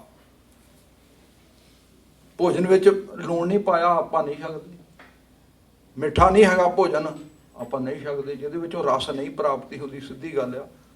ਜੇ ਮਿਰਚ ਨਹੀਂ ਪਾਇਆ ਤੇ ਉਹ ਵੀ ਨਹੀਂ ਸਕਦੇ ਆਪਾਂ ਵੀ ਇਹ ਮਿਰਚ ਨਹੀਂ ਪਾਈ ਇਹਦੇ ਵਿੱਚ। ਇਸ ਕਰਕੇ ਇਹ ਸਾਰੀਆਂ ਚੀਜ਼ਾਂ ਰਸ ਤੇ ਮਨਸਰ ਕਰਿਆ ਵੀ ਆਪਾਂ ਨੂੰ ਜੇ ਆਤਮਿਕ ਰਸ ਨਾਮ ਦਾ ਰਸ ਆਉਂਦਾ ਆ ਤੇ ਫਿਰ ਅਸੀਂ ਟਿਕ ਸਕਦੇ ਹਾਂ, ਜ਼ਿਆਦਾ ਚਿਰ ਅਭਿਆਸ ਕਰ ਸਕਦੇ ਹਾਂ। ਤੇ ਫਿਰ ਇੱਥੋਂ ਤੱਕ ਵੀ ਆਪਾਂ ਜਿੱਦਾਂ ਭਾਈ ਸਾਹਿਬ ਨੇ ਦੱਸਿਆ ਕਿ ਉਹ ਜਿਹੜੇ ਇਨਸਾਨ ਜਿਹੜੇ ਇਹਨਾਂ ਗੱਲਾਂ ਤੋਂ ਉੱਪਰ ਦਸਮ ਦੁਆਰ 'ਚ ਚਲੇ ਜਾਂਦੀ, ਉਹਨਾਂ ਦੀ ਸੁਰਤੀ, ਉਹਨਾਂ ਦੇ ਦਸਮ ਦੁਆਰ ਖੁੱਲ੍ਹ ਜਾਂਦਾ ਆ ਤੇ ਉਹ ਫਿਰ ਦੇਗਾਂ ਵਿੱਚ ਵੀ ਉਬਾਲੇ ਗਏ, ਰੰਬਿਆਂ ਦੇ ਨਾਲ ਖੋਪਰ ਵੀ ਲਾਹੇ ਗਏ, ਉਹ ਫਿਰ ਵੀ ਜਿੰਦਾ ਆ। ਜੇ ਉਹਨਾਂ ਨੂੰ ਆਰੇ ਨਾਲ ਚੀਰ ਦਿੱਤਾ ਗਿਆ ਆ ਤੇ ਉਹ ਦੋਵਾਂ ਪਾਸਿਆਂ ਉੱਤੋਂ ਆਵਾਜ਼ ਆ ਰਹੀ ਆ, ਇੱਕ ਫਾੜ ਇੱਧਰ ਪਿਆ, ਇੱਕ ਇੱਧਰ ਪਿਆ। ਜਿਨੀ ਨਾਮ ਧਿਆਇਆ ਗਏ ਮੁਸਕਤ ਕਾਲ, ਨਾਨਕ ਤੇ ਮੁਖ ਉਜਲੇ, ਉਹਨਾਂ ਦੀ ਸੁਰਤ ਮਤ ਮਨ ਬੁੱਧ ਇੱਕ ਆ, ਉਹ ਉੱਥੇ ਚਲੇ ਗਏ। ਇਸ ਕਰਕੇ ਅਸੀਂ ਇਹ ਜੇ ਕਰਾਂਗੇ ਕੁਛ ਤਾਂ ਹੀ ਹੋਊਗਾ ਨਾ। ਪਹਿਲਾਂ ਹੀ ਸਵਾਲ ਕਰੀ ਜਾਂਦੇ ਆ ਵੀ ਅਭਿਆਸ ਜਿਹੜਾ ਵਾ ਉਹਦੇ ਵਿੱਚ ਆਪਾਂ ਜ਼ਿਆਦਾ ਚਿਰ ਕਿਵੇਂ ਬਹਿ ਸਕਦੇ ਹਾਂ। ਪਹਿਲਾਂ ਬੈਠੀਏ, 5 ਮਿੰਟ ਬੈਠੀਏ, 10 ਮਿੰਟ ਬੈਠੀਏ, ਸ਼ੁਰੂ ਤੇ ਕਰੀਏ ਨਾ, ਸਵਾਲ ਨਾਲ ਨਹੀਂ, ਇਹ ਪ੍ਰੈਕਟੀਕਲ ਨਾਲ ਆ। Uncle Ji was probably reading my mind. I was about to say, my husband usually says, ਜਦੋਂ ਕਰੇਂਗੀ ਉਦੋਂ ਪਤਾ ਲੱਗਣਾ, ਮਤਲਬ ਸਿਰਫ ਕਿਤਾਬਾਂ ਪੜ੍ਹ ਕੇ ਪਤਾ ਨਹੀਂ ਲੱਗਣਾ ਹੈ ਨਾ। ਆਈ ਫੀਲ ਵੀ ਜਦੋਂ ਆਪਾਂ ਅਸਲ 'ਚ ਅੰਮ੍ਰਿਤ ਵੇਲੇ ਉੱਠ ਕੇ ਬਵਾਂਗੇ ਅਤੇ ਉਦੋਂ ਜੋ ਸਰ ਇਹਨਾਂ ਨੇ ਦੱਸਿਆ ਉਹ ਕਰਕੇ ਦੇਖਾਂਗੇ, ਅਤੇ ਨੈਕਸਟ ਡੇ ਜਾਂ ਉਸ ਦਿਨ ਜਾਂ ਉਸ ਤੋਂ ਅਗਲੇ ਦਿਨ ਜਾਂ ਮੇ ਵੀ ਮਹੀਨਾ ਲਾ ਕੇ ਜਾਂ ਜਿੰਨਾ ਵੀ ਮਹਾਰਾਜ ਨੇ ਲਿਖਿਆ ਟਾਈਮ ਲਾ ਕੇ ਜਦੋਂ ਆਪਾਂ ਨੂੰ ਕੁਛ ਮਹਿਸੂਸ ਹੋਊਗਾ, ਕੁਛ ਰਸ ਹੈਗਾ ਆ ਇਹਦੇ ਵਿੱਚ, ਉਸ ਤੋਂ ਬਾਅਦ ਆਪਣਾ ਥਰਮਾਮੀਟਰ ਕੰਮ ਕਰਨ ਲੱਗੂਗਾ ਵੀ ਹਾਂ ਵੀ ਮੈਂ ਅੱਜ ਬਾਹਰੋਂ ਖਾਧਾ ਸੀ, ਅੱਜ ਮੈਨੂੰ ਉਹਦਾ ਕੀ ਅਸਰ ਹੋਇਆ, ਕੱਲ੍ਹ ਨੂੰ ਮੇਰੇ ਕੋਲ ਅੰਮ੍ਰਿਤ ਵੇਲੇ 'ਚ ਬੈਠਾ ਗਿਆ ਕਿ ਨਹੀਂ ਬੈਠਾ ਗਿਆ, ਮੇਰੇ ਜੀਵਨ 'ਤੇ ਕੀ ਅਸਰ ਹੋਇਆ। ਪਰ ਜਿੰਨਾ ਚਿਰ ਆਪਣਾ ਥਰਮਾਮੀਟਰ ਰੈਡੀ ਨਹੀਂ ਹੈਗਾ, ਥਰਮਾਮੀਟਰ ਰੈਡੀ ਕਰਨ ਵਾਸਤੇ ਆਪਾਂ ਨੂੰ ਮਾੜਾ ਮੋਟਾ ਐਕਸਪੀਰੀਅੰਸ ਕਰਨਾ ਪੈਣਾ। ਪ੍ਰੋਬਲਮ ਇਹ ਆ ਵੀ ਜ਼ਿੰਦਗੀ ਬਿਜ਼ੀ ਆ, ਆਪਣੇ ਕੋਲ ਐਕਸਪੀਰੀਅੰਸ ਵਾਸਤੇ ਤਿਆਰ ਹੋਣ ਨੂੰ ਬਹੁਤ ਟਾਈਮ ਲੱਗ ਜਾਂਦਾ। ਸਮਾਂ ਅਸਲ 'ਚ ਤੇ ਆਪਣੇ ਕੋਲ ਗਾਂਹ ਜਾਣ ਵਾਸਤੇ ਸਮਾਂ ਘੱਟ ਆ, ਪਰ ਸਾਨੂੰ ਇੱਦਾਂ ਲੱਗਦਾ ਵੀ ਸਾਡੇ ਮਾਨ ਸਿੰਘ ਨੂੰ ਮੈਂ ਪੜ੍ਹਾਉਣਾ ਆ, ਉਹਦਾ ਹੋਮ ਸਕੂਲਿੰਗ ਕਰਨਾ ਆ, ਉਹਦਾ ਆਹ ਕਰਨਾ ਆ, ਮੇਰੇ ਮਦਰ ਇਨ ਲਾਅ ਆਉਣ ਵਾਲੇ, ਉਹਨਾਂ ਦੇ ਉਹਨਾਂ ਨੂੰ ਭਾਂਡੇ ਸਾਰੇ ਮਾਂਜੇ ਹੋਣੇ ਚਾਹੀਦੇ ਆ, ਰਾਈਟ। ਸੋ ਪਾਠ ਕਰਨ ਨੂੰ ਇੰਨਾ ਟਾਈਮ ਚਾਹੀਦਾ ਆ, ਜੀਤ ਕਰਦਾ ਆ ਵੀ ਕਰ ਲਾਂ, ਆਹ ਵੀ ਕਰ ਲਾਂ, ਪਰ ਟਾਈਮ ਬੜਾ ਘੱਟ ਆ, ਹੈ ਨਾ। ਸੋ ਇਹ ਸਾਰੀਆਂ ਚੀਜ਼ਾਂ ਦੇ ਵਿੱਚ ਜਦੋਂ ਆਪਣੇ ਕੋਲ ਐਕਸਪੀਰੀਅੰਸ ਕਰਨ ਨੂੰ ਟਾਈਮ ਘੱਟ ਆ ਅਤੇ ਆਪਣਾ ਥਰਮਾਮੀਟਰ ਹੀ ਰੈਡੀ ਨਹੀਂ ਹੈਗਾ ਵੀ ਅੱਜ ਮੈਂ ਈਵਨ ਦੋ ਠੀਕ ਹੈ ਬਾਹਰੋਂ ਨਾ ਵੀ ਛਕੋ, ਆਪਾਂ ਕਿਸੇ ਆਮ ਭਾਵੇਂ ਗੁਰਸਿੱਖੀ ਸਾਹਮਣੇ ਉਹਦੇ ਕੋਲੋਂ ਵੀ ਛਕੋ, ਅਤੇ ਜੇ ਉਹਦੇ ਕੋਲੋਂ ਪ੍ਰਸ਼ਾਦਾ ਛਕ ਕੇ ਅਤੇ ਅਗਲੇ ਦਿਨ ਅੰਮ੍ਰਿਤ ਵੇਲੇ ਦੇ ਵਿੱਚ ਬੜਾ ਮਨ ਲੱਗਾ, ਮੀਨਸ ਉਹਦੀ ਕੋਈ ਅਵਸਥਾ ਸੀ ਜਿੱਤੇ ਆਪਾਂ ਨੂੰ ਅਸਰ ਹੋ ਗਿਆ। ਅਤੇ ਜੇ ਆਪਾਂ ਕਿਸੇ ਗੁਰਸਿੱਖ ਕੋਲੋਂ ਵੀ ਅੰਮ੍ਰਿਤ ਛਕਿਆ, ਅੰਮ੍ਰਿਤ ਨਹੀਂ ਛਕਿਆ, ਆਈ ਮੀਨ ਪ੍ਰਸ਼ਾਦਾ ਛਕਿਆ ਆ, ਅਤੇ ਉਹਦੇ ਨਾਲ ਅਗਲੇ ਦਿਨ ਜਾ ਕੇ ਢਹਿੰਦੀ ਖਲਾ ਹੋ ਗਈ ਅੰਮ੍ਰਿਤ ਵੇਲੇ ਦੇ ਵਿੱਚ, ਅਤੇ ਫਿਰ ਪਤਾ ਲੱਗ ਜਾਣਾ ਵੀ ਯਾਰ ਗੱਲ ਨਹੀਂ ਬਣੀ। ਸੋ ਜਿਹੜੀ highest level of blissful movement ਜਿਹਦੇ ਵਾਸਤੇ ਆਪਣੀ ਇਹ ਪ੍ਰੈਪਰੇਸ਼ਨ ਹੈਗੀ, ਦਸਮਦਾਰ ਖੁੱਲ੍ਹਣਾ ਜਿਹੜਾ ਆਪਣਾ ਮੇਨ ਗੋਲ ਆ, ਜੋਤੀ ਜੋਤ ਸਮਾਉਣਾ ਮਹਾਰਾਜ ਦੇ ਨਾਲ ਵਨ ਡੇ, ਜਦੋਂ ਆਪਾਂ ਬਲਿਸਫੁਲ ਮੂਵਮੈਂਟ ਦੀ ਆਪਾਂ ਉਹ ਗੱਲ ਕਰਦੇ ਹਾਂ, ਐਵਰੀਥਿੰਗ ਕੁਐਸਚਨ ਸੀਗਾ ਵੀ ਗੁਰਸਿੱਖੀ ਦਾ ਡਿਫਰੈਂਟ ਰਾਹ ਆ ਕਿ ਇੱਕ ਰਾਹ ਆ। ਮੇਨ ਗੱਲ ਤਾਂ ਇਹ ਵੀ ਕਦੇ ਦਸਮਦਾਰ ਖੁੱਲ੍ਹ ਜੇ, ਮਹਾਰਾਜ ਕਿਰਪਾ ਕਰਨ ਇਸ ਜਨਮ 'ਚ ਖੁੱਲ੍ਹ ਜੇ। ਆਪਾਂ ਨੂੰ ਵਾਰੀ ਮਸਾਂ ਮਿਲੀ ਭਾਈ ਪ੍ਰਾਪਤ ਮਾਨਕ ਦੇ ਹੁਰੀਆ ਗੋਬਿੰਦ ਮਿਲਣ ਕੀ ਇਹ ਤੇਰੀ ਬਰੀ ਆ, ਮਹਾਰਾਜ ਨੇ ਦੇਤਾ ਆਪਾਂ ਨੂੰ, ਪਰ ਚਲੋ ਪਤਾ ਨਹੀਂ ਬਣਨਾ ਕਿ ਨਹੀਂ ਉਹ ਤਾਂ ਮਹਾਰਾਜ ਨੂੰ ਪਤਾ ਆ। ਅਤੇ ਮੇਨ ਤਾਂ ਉਹਦੀ ਤਿਆਰੀ ਆ, ਅਤੇ ਜੇ ਉਹਦੀ ਤਿਆਰੀ ਆ, ਮਹਾਰਾਜ ਨੇ ਜੋ ਵੀ ਆਖਿਆ ਉਹਦੀ ਤਿਆਰੀ ਵਾਸਤੇ ਆਖਿਆ ਆ। ਅਤੇ ਵਿਵੇਕ ਮੀਨਸ ਕਿਹੜੀ ਕੰਮ ਨਹੀਂ ਕਰਨੇ ਆਪਾਂ, ਅਤੇ ਜਿਹੜੇ ਕੰਮ ਮਤਲਬ ਫਰਜ਼ ਕਰੋ ਕਰ ਲਏ ਆ, ਉਹਨਾਂ ਨੇ ਆਪਾਂ ਨੂੰ ਦੂਰ ਲੈ ਜਾਣਾ ਉਸ ਬਲਿਸਫੁਲ ਮੂਮੈਂਟ ਤੋਂ। ਸੋ ਉਹ ਸਾਰੇ ਰਾਹ ਦੋ ਨਹੀਂ ਹੋ ਸਕਦੇ, ਰਾਹ ਚਾਰ ਨਹੀਂ ਹੋ ਸਕਦੇ, ਰਾਹ ਇੱਕ ਹੀ ਹੋ ਸਕਦਾ ਹੈ। ਪਰ ਉਹਦੇ ਵਿੱਚ ਇਹ ਵੀ ਕੋਈ ਬੰਦਾ ਹੌਲੀ ਹੌਲੀ ਤੁਰ ਕੇ ਜਾਊਗਾ, ਅੱਜ ਵਿਵੇਕ ਨਹੀਂ ਰੱਖਿਆ ਕੱਲ੍ਹ ਨੂੰ ਰੱਖ ਲੂਗਾ, ਅੱਜ ਥੋੜ੍ਹੀ ਬਾਣੀ ਪੜ੍ਹ ਲਈ ਕੱਲ੍ਹ ਨੂੰ ਜ਼ਿਆਦਾ ਬਾਣੀ ਪੜ੍ਹ ਲੂਗਾ, ਕੋਈ ਸਲੋ ਤੁਰ ਕੇ ਜਾ ਰਿਹਾ, ਕੋਈ ਫਾਸਟ ਤੁਰ ਕੇ ਜਾ ਰਿਹਾ ਆ। ਪਰ ਜਿੰਨਾ ਜ਼ਿਆਦਾ ਪ੍ਰੀਕਾਸ਼ਨ ਲੈ ਕੇ ਅਤੇ ਫੋਕਸ ਆਪਣਾ ਉਸ ਚੀਜ਼ 'ਤੇ ਜਿਹੜਾ ਆਪਣਾ ਮੇਨ ਹੈਗਾ ਪਰਪਸ ਲਾਈਫ ਦਾ, ਜਿਹਨੇ ਉਹਦੇ 'ਤੇ ਜ਼ਿਆਦਾ ਫੋਕਸ ਕਰ ਲੈਣ, ਛੇਤੀ ਰੱਬ ਮਿਲ ਪੂਗਾ। ਅਤੇ ਜਿਹਨੇ ਆਖਿਆ ਵੀ ਚਲੋ ਠੀਕ ਹੈ ਆਪਾਂ ਥੋੜ੍ਹਾ ਕਰ ਲੈਂਦੇ ਹਾਂ, ਮਹਾਰਾਜ ਦੇ ਹੁਕਮ 'ਚ ਆਓ ਵੀ, ਅਤੇ ਉਹਨੂੰ ਥੋੜ੍ਹਾ ਜਿਹਾ ਹੌਲੀ ਹੌਲੀ ਮਿਲ ਪੂਗਾ। ਪਰ ਮਿਲਣਾ ਤਾਂ ਹੈਗਾ, ਵਨ ਡੇ ਮਿਲਣਾ ਹੀ ਆਪਾਂ ਨੂੰ ਸਾਰਿਆਂ ਨੂੰ। ਇਟਸ ਜਸਟ ਵੀ ਕਿਹਦੇ 'ਤੇ ਕਿੰਨੀ ਕਿਰਪਾ ਅਤੇ ਕਿਹੜਾ ਕਿੰਨੀ ਅਰਦਾਸ ਕਰਦਾ। That's how I think it makes me feel better. So beginners ਦਾ ਸਵਾਲ ਨਾ ਬਈ ਕਿਵੇਂ ਬੈਠ ਸਕਦੇ ਆ ਅਭਿਆਸ ਵਿੱਚ ਨਾ, ਹਾਲੇ ਆਪਾਂ ਜਿਹੜੇ ਜਿਗਿਆਸੂ ਨੇ ਹਾਲੇ ਸ਼ੁਰੂ ਕੀਤਾ ਹੈ ਨਾ, ਤਾਂ ਦਿਸ ਅ ਕੁਐਸਚਨ ਫਰੋਮ ਦੈਮ। ਸੋ ਇੱਕ ਮੇਰੇ ਫਰੈਂਡ ਹੈਗੇ ਨੇ, ਉਹਨਾਂ ਦੇ ਪਿਤਾ ਜੀ ਨੇ ਉਹਨੂੰ ਪੁਸਤਕ ਦਿੱਤੀ ਭਾਈ ਵੀਰ ਸਿੰਘ ਜੀ ਦੀ ਗੁਰਮੁਖ ਸਿੱਖਿਆ। ਸੋ ਗੁਰਮੁਖ ਸਿੱਖਿਆ ਕੀ ਹੈਗੀ ਆ, ਭਾਈ ਵੀਰ ਸਿੰਘ ਜੀ ਨੇ ਜਿਹੜੇ ਆਪਣੇ ਹੀ use to write letters to his beloved, ਜਿਹਨਾਂ ਨਾਲ ਪਿਆਰ ਹੁੰਦਾ ਸੀ, ਚਿੱਠੀ ਲਿਖਦੇ ਸੀਗੇ। ਸੋ ਉਹ ਸਾਰੀ ਚਿੱਠੀਆਂ ਇਕੱਠੀਆਂ ਕਰਕੇ ਉਹਦੇ ਵਿੱਚੋਂ ਜਿਹੜੀ ਗੁਰਮਤ ਵਾਲੀ ਗੱਲਾਂ ਉਹਨਾਂ ਨੂੰ ਇਕੱਠਾ ਕਰਕੇ ਬੁੱਕ ਬਣਾਈ ਹੈ। So after he had red the book ਨਾ, ਤਾਂ ਉਹਦੇ ਫਾਦਰ ਨੇ ਪੁੱਛਿਆ ਵੀ ਤੂੰ ਕੀ ਸਿੱਖਿਆ ਇਸ ਕਿਤਾਬ ਵਿੱਚੋਂ।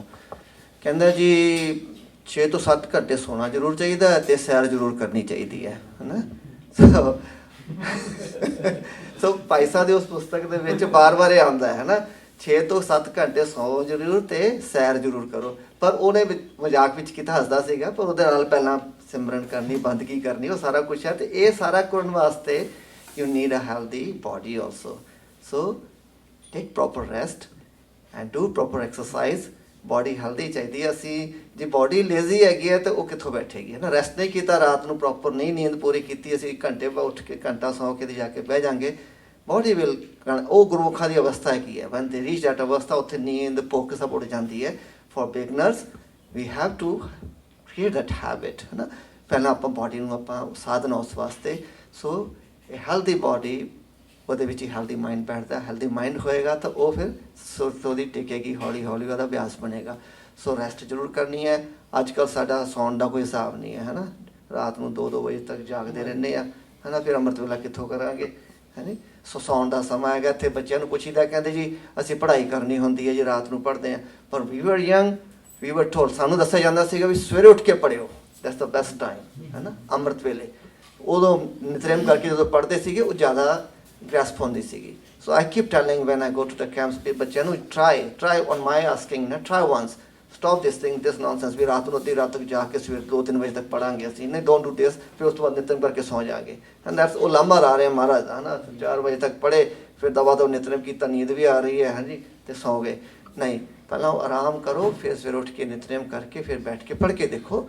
It will be very very beneficial, ਤੁਹਾਡੇ ਗ੍ਰੈਂਡ ਵੀ ਹੋਏਗਾ, ਪੜ੍ਹਾਈ ਵਾਸਤੇ ਚੰਗਾ ਰਹੇਗਾ।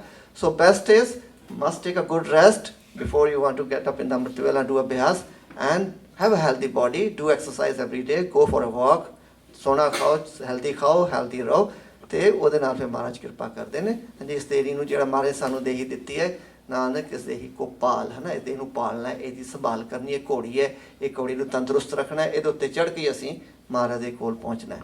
ਸੋ ਮਹਾਰਾਜ ਦੇ ਇਹੀ ਸਾਨੂੰ ਜਿਹੜੀ ਬਹੁਤ ਬਹੁਤ ਭਾਗਾਂ ਨਾਲ ਮਿਲੀ ਹੈ। ਸੋ ਜਿਹੜੀ ਨਾ ਇਸ ਦੇਹੀ ਕੋ ਸਿਮਰੈ ਦੇਵ, ਉਹ ਲੋਚਦੇ ਨੇ ਇਸ ਦੇਹੀ ਨੂੰ, ਅਤੇ ਮਹਾਰਾਜ ਸਾਨੂੰ ਭਾਗਾਂ ਨਾਲ ਦੇ ਦਿੱਤੀ ਹੈ ਨਾ। ਸੋ ਸੇ ਦੇਹੀ ਭਜ ਹਰ ਕੀ ਸੇਵ, ਹੈ ਨੀ। ਇਹਨੂੰ ਸੇਵਾ 'ਚ ਲਾਉਣਾ, ਅਤੇ ਇਸ ਦੇਹੀ ਦਾ ਫਲ ਇਹੀ ਹੈ, ਜੇ ਮਾਨਸ ਜਨਮ ਕਾ ਇਹੀ ਲਾਓ, ਭਜੋ ਗੋਬਿੰਦ ਭੂਲ ਮਤ ਜਾਓ। ਇਹ ਜਨਮ ਦਾ ਲਾਹਾ ਹੀ ਇਹੀ ਹੈ, ਇਹਨੂੰ ਸਿਮਰਨ ਵਿੱਚ ਲਾਉਣਾ, ਅਤੇ ਉਹਦੇ ਵਾਸਤੇ ਇਸ ਦੇਹ ਨੂੰ ਅਲਰਟ ਰੱਖਣਾ, ਤਾਜ਼ਾ ਤਰੋਜ਼ ਰੱਖਣਾ, ਹੈਲਦੀ ਰੱਖਣਾ। So that's one golden rule when we are starting this journey. ਜਿਹੜੇ ਉਸ ਅਵਸਥਾ 'ਤੇ ਪਹੁੰਚ ਗਏ ਆ, ਉਹਨਾਂ ਦੀ ਨੀਂਦ ਭੁੱਖ ਵੀ ਨਹੀਂ ਹੁੰਦੀ, ਉਹ ਸੌਂਦੇ ਵੀ ਨਹੀਂ ਹੈਗੇ, ਹੈ ਨਾ। They can be awake for days and days together, and we have seen ਗੁਰਸਿੱਖਾਂ ਜਿਹੇ ਦਰਸ਼ਨ ਕੀਤੇ ਨੇ, ਜਿਹੜੇ ਕਦੇ ਸੌਂਦੇ ਹੀ ਨਹੀਂ ਹੈਗੇ, ਹੈ ਨਾ, ਜਾਗਦੇ ਰਹਿੰਦੇ ਨੇ, ਅਤੇ ਉਹਨਾਂ ਨੂੰ ਨੀਂਦ ਦੀ ਲੋੜ ਨਹੀਂ ਪੈਂਦੀ। ਪਰ when we are beginners, we need proper rest, we need proper food, and we need proper exercise to keep our body healthy. ਫਿਰ ਹੈਲਦੀ ਬੋਡੀ ਨਾਲ ਅਸੀਂ ਸਵੇਰੇ ਬੈਠਾਂਗੇ, ਟਾਈਮ ਸਾਡਾ ਅਭਿਆਸ ਬਣੇਗਾ। ਵਾਹਿਗੁਰੂ ਜੀ ਕਾ ਖਾਲਸਾ, ਵਾਹਿਗੁਰੂ ਜੀ ਕੀ ਫਤਿਹ। There's one quick story ਜਿਹੜੀ ਭਾਈ ਸਾਹਿਬ ਨੇ ਦੱਸਿਆ ਨਾ, ਭਾਈ ਵੀਰ ਸਿੰਘ ਦੀ ਪੁਸਤਕ ਵਿੱਚ ਇੱਦਾਂ ਬਹੁਤ ਵਾਰੀ ਲਿਖਿਆ ਵੀ ਨੀਂਦ ਪੂਰੀ ਕਰਨੀ, 6 ਘੰਟੇ ਸੌਣਾ, 6 ਤੋਂ 7 ਘੰਟੇ ਸੌਣਾ ਜ਼ਰੂਰੀ ਹੈ, ਬਹੁਤ ਵਾਰੀ ਲਿਖਿਆ ਇੱਦਾਂ। ਅਤੇ ਇੱਕ ਵਾਰੀ ਕੋਈ ਗੁਰਸਿੱਖ ਅੰਮ੍ਰਿਤ ਵੇਲੇ ਨਹੀਂ ਆਇਆ, ਤਾਂ ਭਾਈ ਕੁਲਵੀਰ ਸਿੰਘ ਸਾਡੇ ਨਾਲ ਸੰਗਤ ਕਰਦੇ ਸੀਗੇ, ਅਸੀਂ ਉਹਨੇ ਪੁੱਛਿਆ ਭਾਈ ਤੂੰ ਅੰਮ੍ਰਿਤ ਵੇਲੇ ਕਾਹਤੋਂ ਨਹੀਂ ਆਇਆ। ਉਹ ਕਹਿੰਦਾ ਭਾਈ ਵੀਰ ਸਿੰਘ ਨੇ ਕਿਹਾ ਵੀ ਨੀਂਦ ਪੂਰੀ ਕਰਨੀ ਹੈ। ਉਹ ਕਹਿੰਦੇ ਭਾਈ ਵੀਰ ਸਿੰਘ ਕਹਿੰਦੇ ਵੀ 6-7 ਘੰਟੇ ਸੌਣਾ ਜ਼ਰੂਰੀ ਹੈ। ਉਹ ਕਹਿੰਦੇ ਵੀ 12 ਵਜੇ ਤਾਂ ਹੀ ਸੌਣ ਨੂੰ ਕਿਹਾ ਰਾਤ ਨੂੰ, ਵੀ ਨੀਂਦ ਜੇ ਵੀ ਅੰਮ੍ਰਿਤ ਵੇਲੇ ਪੂਰੀ ਕਰਨੀ ਸੀਗੀ ਪਹਿਲਾਂ ਸੌ ਜਾਂਦਾ। ਸੋ ਇਹ ਆ ਵੀ how we take the message really matters, and it really shows, you know, we can make excuses but they don't really work. Always take the message for what it's meant to be taken as. Okay ji, ਹਾਂਜੀ। Govind Singh Maharaj says, Alpaha, Surapshi, Nandarash, Beach, he was a those that never have the Guru Sahib says, Alpaha, Surapshi, Nandarash. Does Guru Sahib mean कि overeat नहीं करना, oversleep नहीं करना, और जितना load है उसको काट के खाना, तो उसको काट सोना? यही है, जब से कह रहे थे ज़्यादा नहीं सोना, ज़्यादा नहीं खाना, स्वाद वास्ते नहीं खाना, जीवन में इस शरीर को हेल्दी रखने वास्ते खाना, ओवर ईटिंग नहीं करनी, स्वाद के पीछे जाके नहीं खाना। ये जिन्नी की लोड़ है शरीर की ना, ये स्मॉल स्टोरी सत्संग में सुनाते ਹੁੰਦੇ, ਕਹਿੰਦੇ ਮੁਹੰਮਦ ਸਾਹਿਬ ਦੇ ਇੱਕ ਰੋਲ ਉਹਨਾਂ ਦੇ ਜਿਹੜੇ ਇੱਕ ਕਿਸੇ ਬਾਦਸ਼ਾਹ ਨੇ ਆਪਣਾ ਹਕੀਮ ਭੇਜਤਾ, ਬੈਸਟ ਜਿਹੜਾ ਉਹਨਾਂ ਦਾ ਵੈਦ ਸੀ ਨਾ, ਉਹ ਭੇਜਦਾ ਵੀ ਤੁਹਾਡੀ ਅਜ਼ਮਤ ਜਿਹੜੀ ਨਾਲ ਚੱਲਦੇ ਨੇ ਨਾ, ਅਤੇ ਇਹਨਾਂ ਦੀ ਇਹ ਕੇਅਰ ਕਰਿਆ ਕਰਨਗੇ, ਤੁਹਾਨੂੰ ਕੋਈ ਤਕਲੀਫ ਹੋ ਜਾਏਗੀ। 100 ਸਾਲ 2 ਸਾਲ ਨਿਕਲ ਗਏ, ਉਹਨੂੰ ਕਿਸੇ ਪੁੱਛਿਆ ਹੀ ਨਹੀਂ ਆ ਕੇ, ਹੈ ਨਾ। ਉਹ ਵਿਚਾਰਾ ਵਿਹਲਾ, ਸਵੇਰੇ ਸ਼ਾਮ ਕੋਈ ਆਏਗਾ, ਕਿਉਂਕਿ ਮੇਰੇ ਤੋਂ ਦਵਾ ਦਾਰੂ ਲੈ, ਕੋਈ ਬਿਮਾਰ ਹੀ ਨਹੀਂ ਹੋਇਆ। ਅਤੇ ਉਹ ਕਹਿੰਦੇ ਪੁੱਛਿਆ ਵੀ, ਉਹ ਇੱਕ ਦਿਨ ਚੱਲਾ ਵੀ ਮੈਨੂੰ 2 ਸਾਲ ਹੋ ਗਏ ਤੁਹਾਡੇ ਨਾਲ ਘੁੰਮਦਿਆਂ, ਕੋਈ ਇੱਕ ਵੀ ਨਹੀਂ ਮੇਰੇ ਕੋਲ ਬਿਮਾਰੀ ਦੀ ਲੈ ਕੇ ਆਇਆ ਤਕਲੀਫ, ਕੀ ਗੱਲ ਹੈਗੀ, ਕਿ ਖਾਂਦੇ ਕੀ ਨੇ। ਕਹਿੰਦੇ ਜੀ ਖਾਂਦੇ ਨੇ ਜਿੰਨੀ ਲੋੜ ਹੁੰਦੀ ਉਸ ਤੋਂ 1 ਰੋਟੀ ਘੱਟ ਖਾਂਦੇ ਨੇ, ਅਤੇ ਜਿੰਨੀ ਨੀਂਦ ਹੁੰਦੀ ਉਸ ਤੋਂ ਘੱਟ ਸੌਂਦੇ ਨੇ। ਕਹਿੰਦਾ ਫਿਰ ਮੇਰੀ ਕੀ ਲੋੜ ਹੈ, ਇੱਥੇ ਮੈਂ ਚੱਲਦਾ, ਹੈ ਨਾ। ਸੋ ਜਿੰਨੀ ਤੁਹਾਡੀ ਭੁੱਖ ਹੈ ਉਸ ਤੋਂ ਥੋੜ੍ਹਾ ਘੱਟ ਖਾਣਾ, ਦੈਟਸ ਅਲਪਹਾਰ। ਭੁੱਖ ਤੋਂ ਜ਼ਿਆਦਾ ਖਾਣਾ ਉਹ ਬੇਲੋੜਾ ਖਾ ਰਹੇ ਆ, ਉਹ ਸਰੀਰ ਨੂੰ ਹੈਲਦੀ ਨਹੀਂ ਰੱਖਦਾ, ਬਿਮਾਰ ਕਰਦਾ। ਅਤੇ ਨੀਂਦ ਆਪਣਾ ਆਪਣੀ, ਉਹ ਨੀਂਦ ਤਾਂ ਤੁਹਾਡੀ ਵੈਸੇ ਬੈਸਟ ਹੈਗਾ। ਬੋਡੀ ਆਪਣਾ ਬੋਡੀ ਦਾ ਕਲੌਕ ਹੈਗੀ, ਜੋ ਤੁਹਾਡੀ ਥਕਾਵਟ ਪੂਰੀ ਹੋ ਜਾਂਦੀ ਹੈ ਨਾ, ਜੋ ਨੀਂਦ ਦੀ ਨੀਡ ਖਤਮ ਹੋ ਜਾਂਦੀ, ਆਪਣੇ ਆਪ ਬੋਡੀ ਜਗਾ ਦਿੰਦੀ ਹੈ। ਇਟ ਹੈਪਨਸ ਐਵਰੀਬਡੀ, ਹੈ ਨਾ। ਪਰ ਅਸੀਂ ਉਸ ਤੋਂ ਬਾਅਦ ਆਲਸ ਕਰਦੇ ਹਾਂ, ਕਿਉਂਕਿ ਥੋੜ੍ਹੀ ਦੇਰ ਹੋਰ ਸੌਂ ਜਾਈਏ, ਹੈ ਨਾ। ਜਾਗ ਇੱਕ ਵਾਰ ਸਭ ਨੂੰ ਆਉਂਦੀ ਹੈ ਸਵੇਰੇ, ਪਰ ਉਸ ਵੇਲੇ ਫਿਰ ਅਸੀਂ ਕੇਸ ਵੜ ਜਾਂਦੇ ਥੋੜ੍ਹਾ ਜਿਹਾ ਹੋਰ ਸੌਂਦੇ, ਫਿਰ ਉਹ ਜਿਹੜਾ 5 ਮਿੰਟ ਸੌਂਦੇ ਉਹ 5 ਘੰਟੇ ਵੀ ਹੋ ਸਕਦਾ ਕਈ ਵਾਰ। ਵਾਹਿਗੁਰੂ ਜੀ ਕਾ ਖਾਲਸਾ ਵਾਹਿਗੁਰੂ ਜੀ ਕੀ ਫਤਿਹ।